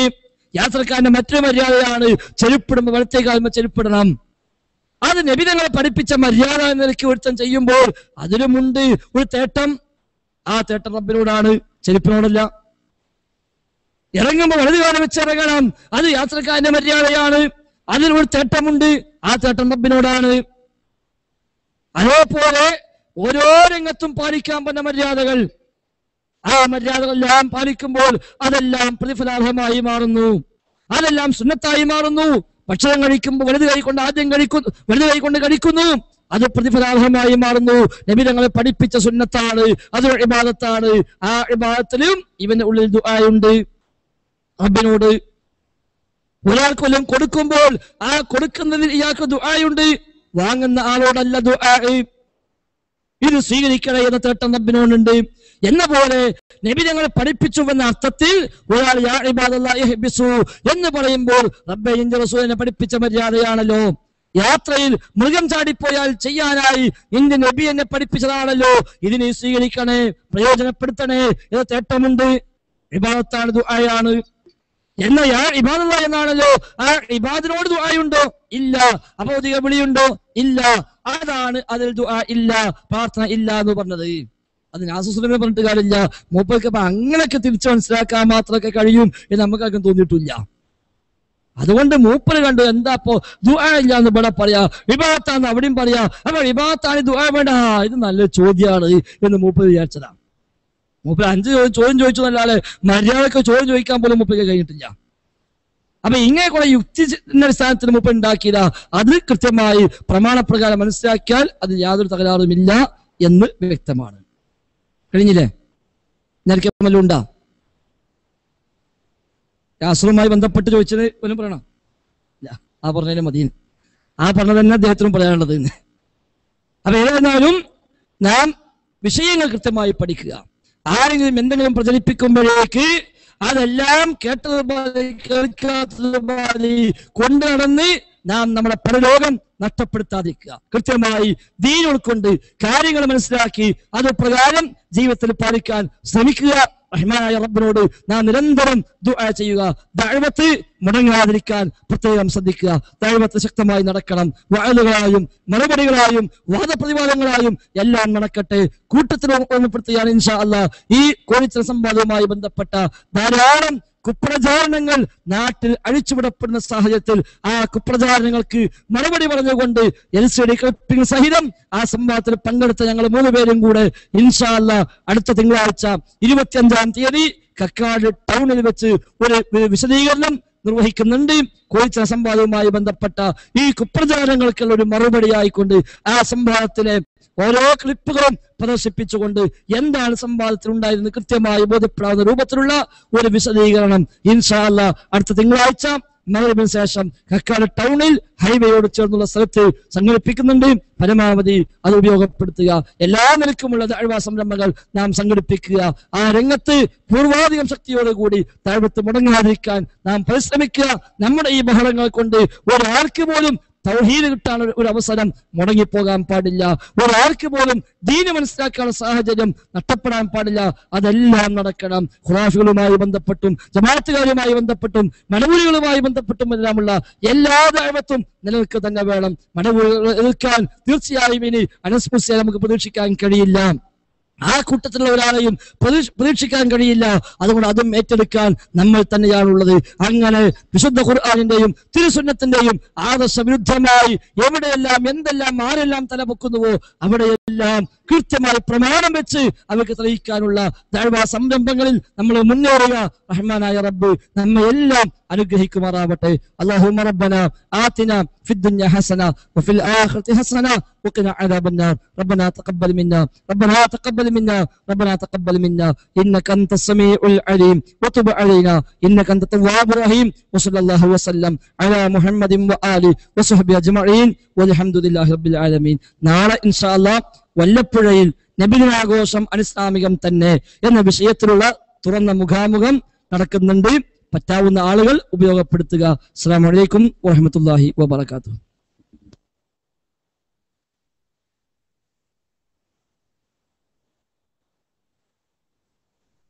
അസ്സലാമു അലൈക്കും വറഹ്മത്തുള്ളാഹി. സ്വലാത്തു വസ്സലാമു അലാ റസൂലില്ലാഹി വഅലാ ആലിഹി വസഹ്ബിഹി അജ്മഈൻ. അമ്മാ